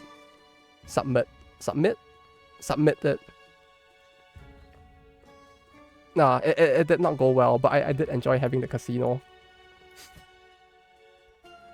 It made classes where I was piss ass bored in university from that point on very interesting. Because I think at some point, like, especially in the later years when like I had to take the first year courses that I chose to omit till the last year, well, it was so boring that like I just sat in class with like alcohol wrapped in a paper bag so they couldn't see what I was drinking. And I was just like drinking and like playing on an Excel casino in class instead. Like that casino got me through some good times or some bad times. The fuck? What do you mean what the fuck? Like this fight hit. Yeah, it works out, see? Everything worked out in the end. Pay attention in class. You see, I paid attention. I paid a lot of attention. For the first 3 years, I was on the dean's list, okay? Throughout, all the way till the end. But I realized that I was already so high up the list that even if I kind of threw in the last year, I would still stay in the dean's list if I like put in some effort. So I put in the effort required, but at the same time, there were classes where it's like what I did essentially was that I know there were classes that I was very weak in. Personally, for me, it's like I am not very good with like those very like buzzwordy humanity courses. So stuff like what do we have? We had a class called like Future and Technology or some bullshit like that, where you go to class and they just tell you like, oh, you see this thing? This thing looks very high tech, isn't it? This might be our future. And this is how you analyze if this thing is gonna be our future. And like you could tell that the whole mod was bullshit. And it was supposed to be a first year thing that you take that was like kind of like filler. But I knew that if I took that in my first year, my GPA would go down. And I wanted my GPA to be high. Because if my GPA was high, I could actually get my exchange to Europe to happen. So I delayed taking that mod all the way till year 4. And I just did like my other stuff first, got my grades up, went to Europe, came back, and I was like, okay, I'm done. I'm just gonna like chill for the last year of university. I'm not gonna try hard anymore. So, hey, I did work hard back then. First 3 years. Like first 3 years for me were actual. No, the first year was actual like I had no life at all. Like my life in the first year of university included going to school at 8 a.m., going through courses, after the classes, go to the library and study. After studying for a few hours, go to the arcade for like an hour, sleep for an hour, go back to studying more, go back to course, and then 7 p.m. I go home. And then I'll repeat this like every single day, like at 5 days a week for the first like entire first year. It was super boring. Like I had the most boring first year. Then second year I started taking like part-time jobs because I really wanted to like save up money to go on the exchange to Germany. Or just Europe in general, I guess. Oh wait, this is good. I actually want this. What the fuck is this? Okay, who to use? Ah, shit, she's sick.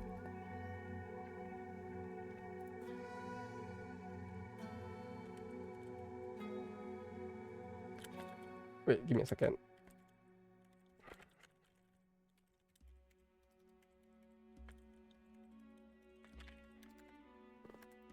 Yeah, like back then, it's like the first year of university specifically was no, I guess like university in its entirety was kind of weird for me back then. Because I kind of realized that, like, yeah, like there is a limit to how hard you want to try in university as well, I guess. Unless you're like planning to become a lawyer or something. Like, I realized that I picked perhaps the wrong course. And that like my degree would end up not being very useful for what I was gonna be doing in the future. And so I was like, eh, eh, eh.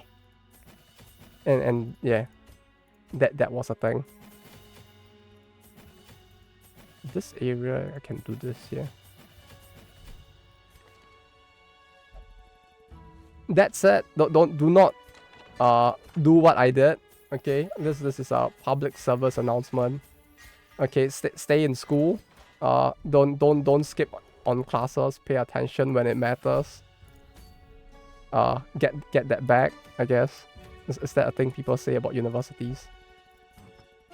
Oh, I can't really use him. Do as I say, not as I do. Yeah, that thing. That sounds a little hypocritical, but like, yeah, that, right? Learn from my mistakes. Do not become the dumb that I was.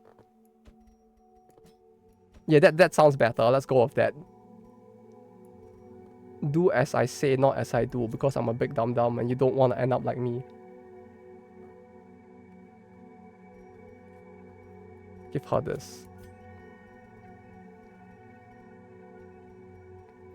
Well, at least not with university. Like, university for me truly was many mistakes being made. The first of which was actually listening to my parents and being like, yeah, mom, I'll go into like a non-game design thing. Cause clearly it's not gonna make money.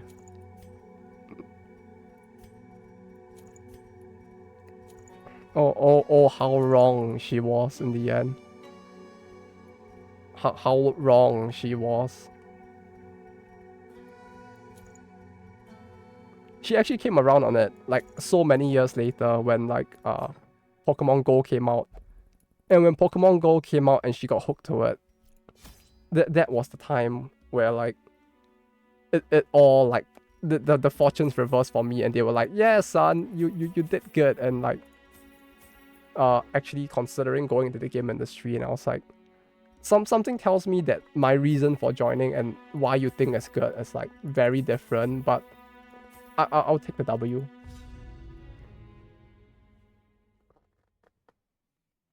That said, I don't think I've made anything on the level of a Pokemon Go yet, so like I probably shouldn't be saying that as if like I actually did something with my life.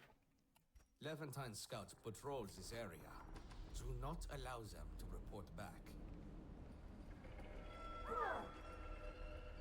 Also, we'll make this the last one for today, this dungeon. Then I'll go and sleep. I feel like I've been a little more sleep deprived because of the weird thing going on with my nose and throat recently. Like, it's mostly better, but not completely.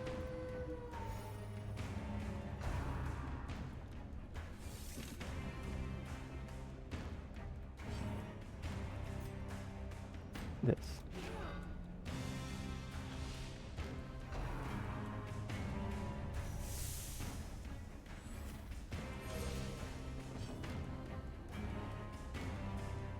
But yeah, the more I look at all of the games that Idea Factory made in the past, the more I wonder, like,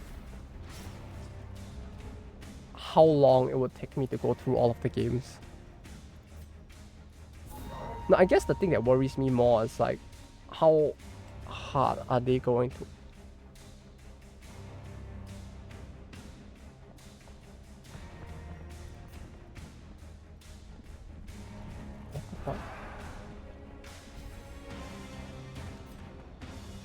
What is this description? Like... Another RPG? A hole digging RPG? Like just so you guys can see what I'm looking at, like...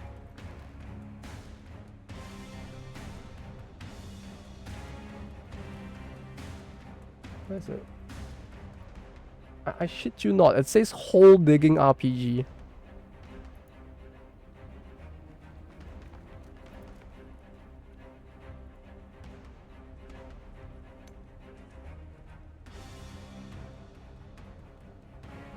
Yeah. Oh, I saw this one as well. I remember seeing this game. This game is also pretty shit. It's a mahjong game, but it's a mahjong game about cheating and mahjong, so that should be interesting.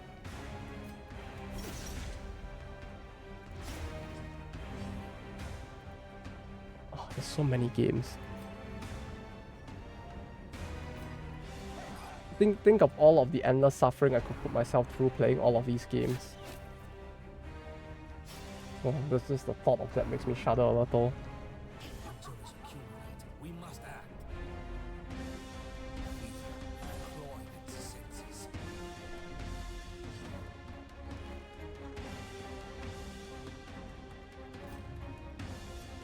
Oh wait, there's a... Oh wait, my whole uncle is getting a official fan book? Should I go buy that for the funnies? I feel like I should.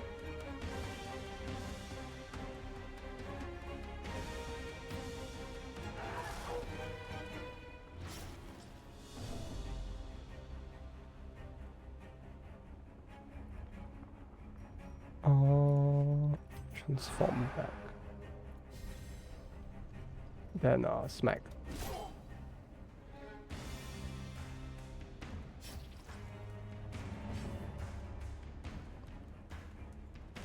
I'm actually excited to like for all the wrong reasons now. Looking at the entire list of weird games that they have here.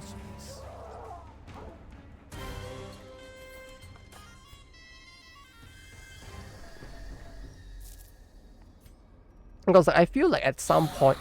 Oh no, I let it go below 50%. Oh no. Oh no. Fuck. I can't even run this turn. I don't want to deal with this.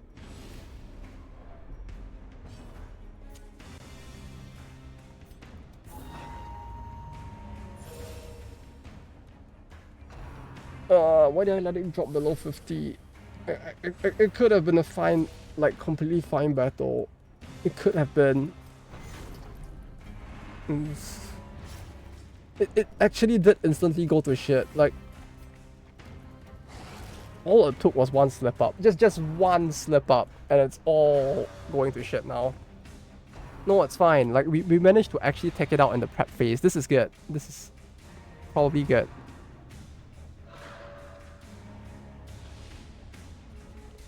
Also, I did not know that they actually made like this many games. Holy shit, they made a lot of games back in the PS1 era, huh? Like, I'm surprised they actually had the manpower to make this many games. Like, where were they even getting like people from? Like, did they have that many employees? Like, as far as I know about the company, even till today, I don't think like they have that many employees, at least not an Idea Factory site.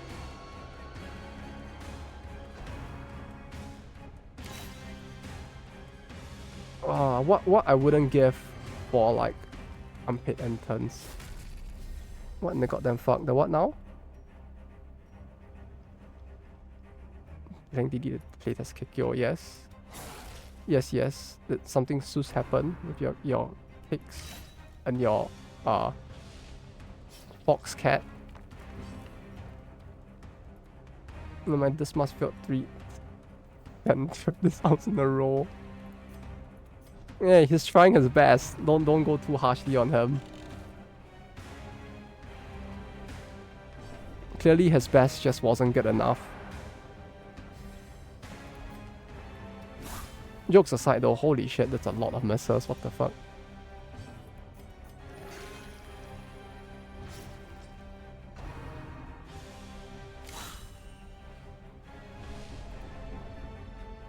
There's so many Soges I still want to actually try, goddammit. Why are there so many? Why are there so many bad games? JFD. The what now?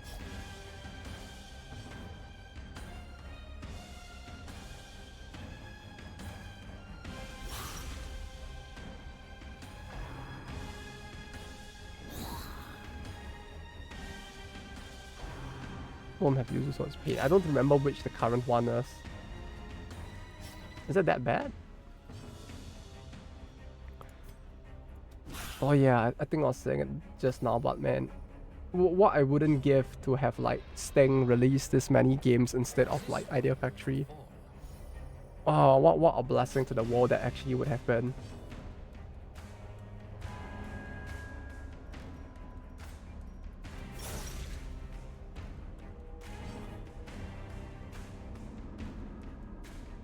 What a blessing that could have been. Like every time I think about Sting, it just makes me a little sad on the inside, considering the fact that like there's a part of me that now knows that like they will probably never make anything on the level of like the games that like made my childhood.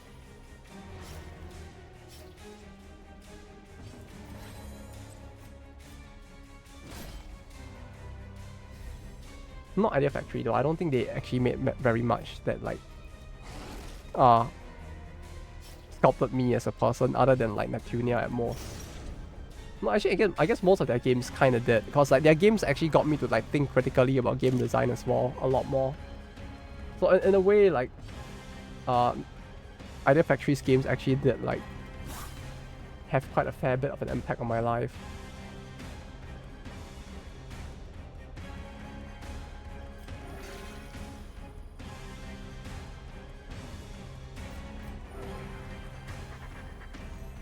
So although I guess that's basically console games in general.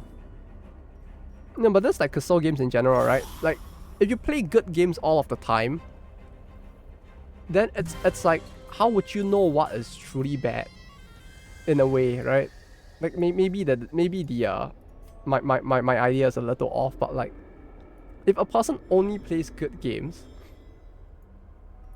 then like, how well would they truly know what doesn't work in a game, right? They know what works because they can look at like the good games they have played and be like, yeah, this is good, right? And like maybe I should put this in my game, but like if all you know is good, then when you decide that like, okay, I don't want to just like copy their game wholesale, I kind of want to make a game with like a bit of my own voice in it.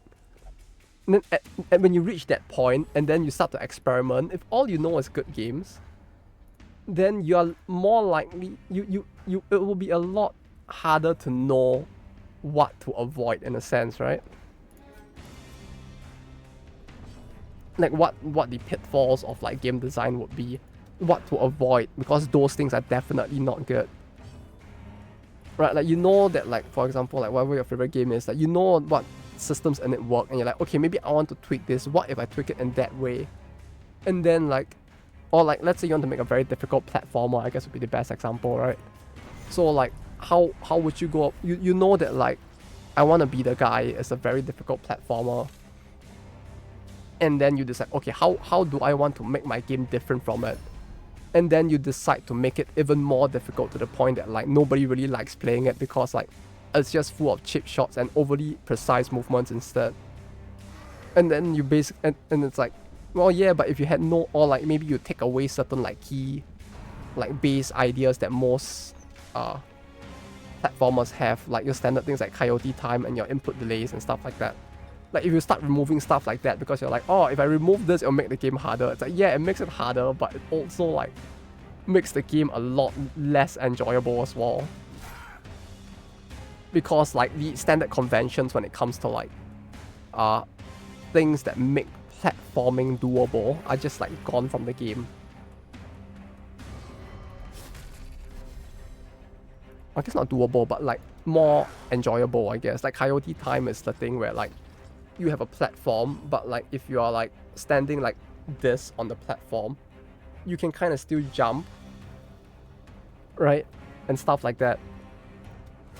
Like things like that are kind of very important because like in your if your player just like even like getting partially off the platform is enough for them to fall off, or like jump, or like because of input delay between like your reaction time and where you are on the platform, you get to this point and then you fall off instead of being able to do this.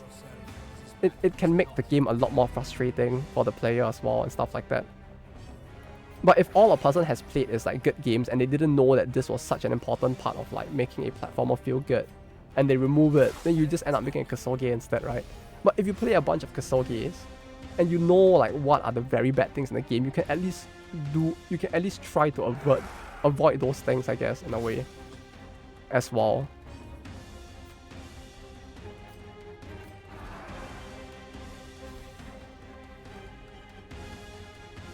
Which might be just me trying to find excuses for why I play shit games.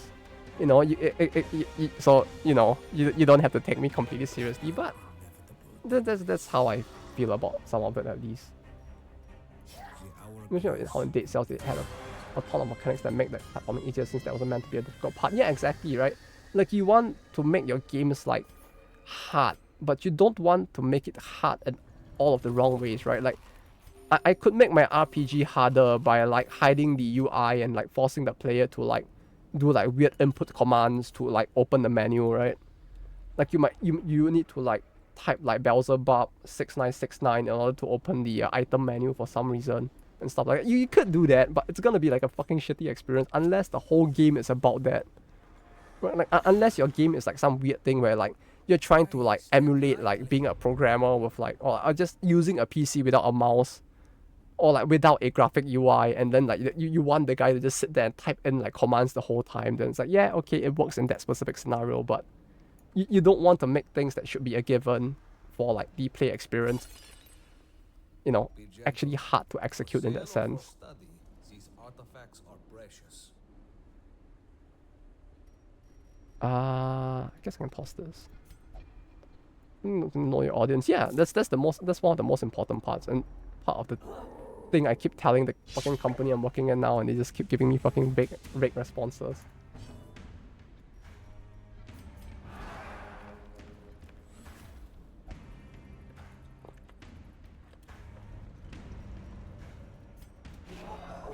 Know your audience, and also like know yeah, I guess know your audience is the most important. It's basically the whole thing in a way. Like, mechanics that make the platforming easier as well. It's like, even if your audience is hardcore like platforming game players, it's like you understanding like what they want from the game, where they want the challenge to be, is also important.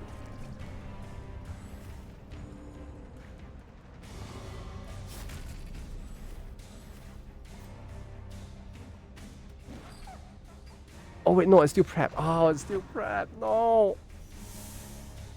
I kind of fucked up.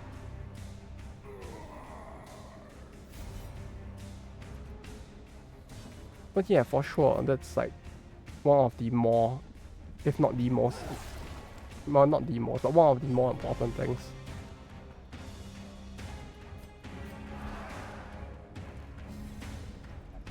Know your audience, and when you play Kusoges, reflect on what makes you feel miserable. And maybe it could help with like avoiding pitfalls in the future.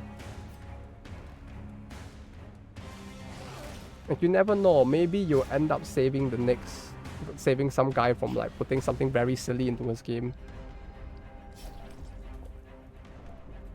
Like, maybe your very out of touch Japanese boss decides that like, I don't know, he thinks that like menus are overrated, and he wants his RPG game to have like some weird shit where there's like no menus or something. You can tell him, hey, maybe that's not a good idea. I don't know, like RPG games, what would be bad? Or like he's gonna be like, oh yeah, you know what will make our game difficult? If we don't explain to the players how to play the game, you know, we don't have a tutorial at all, we'll let them figure out the commands completely. And then you can tell them like, are you sure about that? Or better yet, you could play the meme. There's a meme for it, right? The meme audio track going like, are you sure about that? You could play that to him and have him be very confused.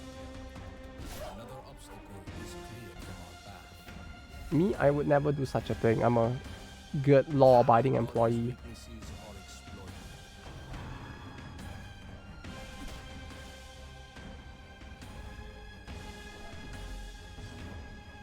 What do I still have a slash bonus? No.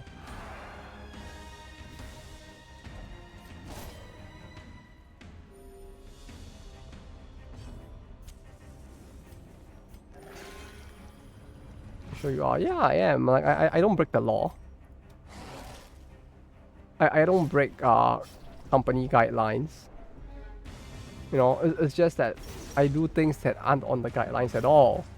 A cut vein, a drop of venom. Very different. Death does not regard the method. Right? It's a moral gray zone. It's not a law broken. Very important.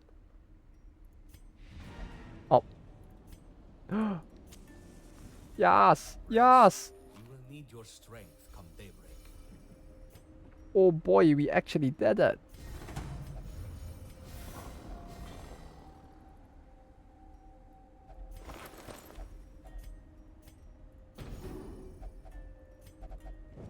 Our path is revealed. March on. No, I needed the... Ah, there is a shop.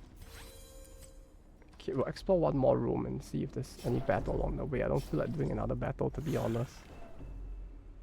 This land is filled with unseen dangers. How about here? Key. I have a key.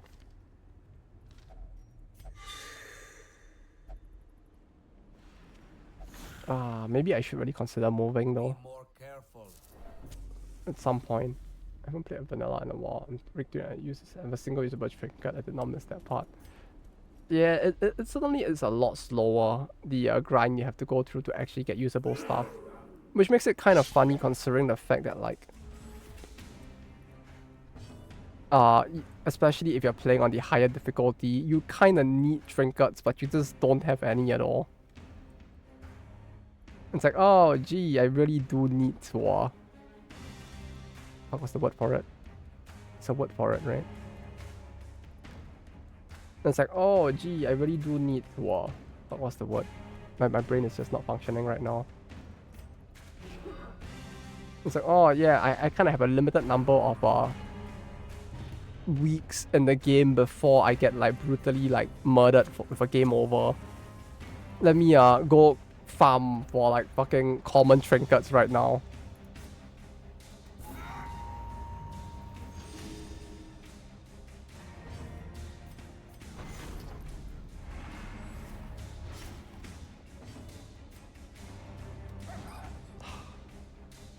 Actually, no, why did I do that? I should just, like, cry havoc instead. I mean, it is a lot slower, right? Since, like... Wait, was week 1 used by, I forget. Like, was week 1 completely just, Dismas and Renault? And then you get the 4-man party and do the tutorial dungeon on week 2? And then you enter week 3 or something? Was that it? Like, I don't recall, like, the exact flow anymore. It's been so long. I actually genuinely do not remember the exact flow. Also, I have to say, even till today, my favorite part of watching the DD streams is when some person who has never played the game before, like, bungles up the tutorial and, like, gets horrifically murdered at the tutorial itself. Because clearly that didn't happen when I first streamed the game, all that time back as well. But it's kind of funny watching people, like, mess it up as well. Especially since I think I did do it as well. I used to trap chests. Ah, if someone actually does, that would be so sad. Usually it's I see people dying to the brigands instead. I just see them get shot with the guy's big gun and just like, no! It's the tutorial, how am I dead? Ah, good times. That was such a different era. Like I feel like games and streaming in that era were just so different in general, since like back then it was just like people like smashing their keyboards playing like Darkest Dungeons.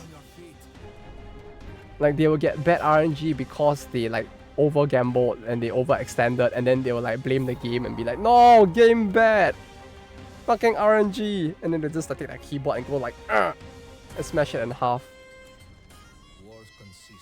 But you know what's the good thing? That would never happen to me. You know why? Oh, wait, I can't pick it up very well. But yeah, it's because my keyboard is already split in half. So no need to worry about me breaking my keyboard. I can't even like...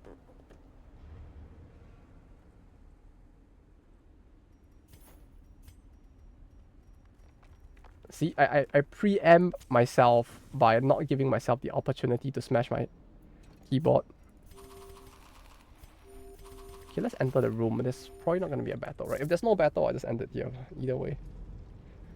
Okay, let's end it here. But yeah, it's 11 p.m. It's getting late. I should probably go for today. Alexi Brain. Yeah, I break my keyboard. I break my keyboard in advance so that you can't break my keyboard for me. Virgin broke it before. No, no, no. Okay, it's a my keyboard is just a little different. Okay, he was born this way. Don't make fun of him. No, he's just a little special as all. So when you're breaking again, I did not break it. No, I think the closest I came to breaking something was it Dark Souls 2? It was Dark Souls 2. And it was in part because of the fact that I accidentally killed the blacksmith. So like my run was just horrible.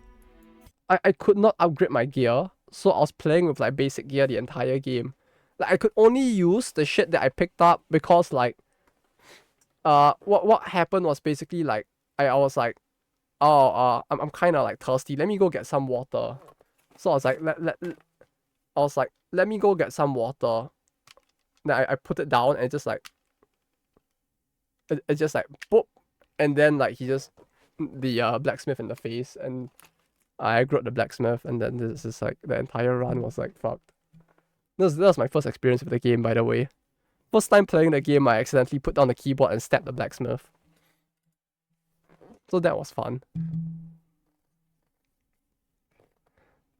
But yeah, okay. Yeah, it's getting late. It's almost 11 p.m. I have work tomorrow, and I should probably get some rest before it. So, hopefully I'll see you guys tomorrow. I don't know what we're doing tomorrow. Maybe GBF? If not, we'll do something else. I don't know.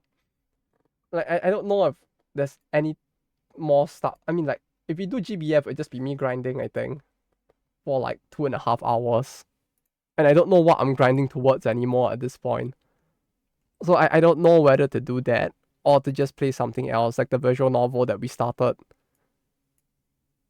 Or we could continue the Castle game. Right? There's like plenty that we could do other than Minecraft. Isn't that like every day for you? It's just like Minecraft. If it's not Minecraft, it's Minecraft, right?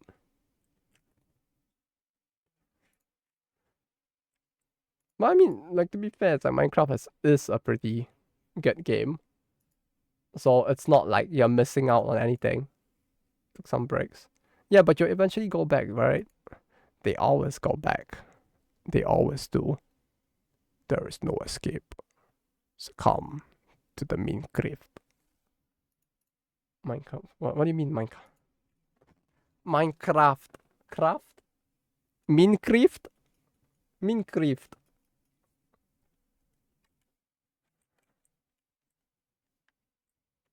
And enjoy the Minecraft. And yeah, have a good day. Or if it's fairly late at night there now, have a good rest. That's it. I'll see you guys. Stream is now banned. Nunu. 999. Non. That's it. I'll be heading off for now. Y'all have a good rest or a good rest of the day. And take care either way. We'll figure out what we're doing tomorrow when we get to tomorrow. That might be the best way to go about it. Right? Like the best plan is to have no plan. It's probably a bad way to go about it. But yeah, we'll figure it out when we get there. Hopefully I'm alive. Hopefully I'm alive as well. But we'll find out when we get there. Right? We'll all find out together. It's like a it will be like an experience, right? It's like roulette or something. Except that we all have a chance of winning at the same time. But yeah, take care. Wing it at its finest. You just gotta, like wing it like when I put the poster like suspended on the back over here, like just like on the shelf itself, waiting for it to fall on my head, right? kind of like that. You never know when it'll fall, and when it does, it's like, oh yeah, I guess I'll get hit on the head today. But that said, until next time, take care and bye bye.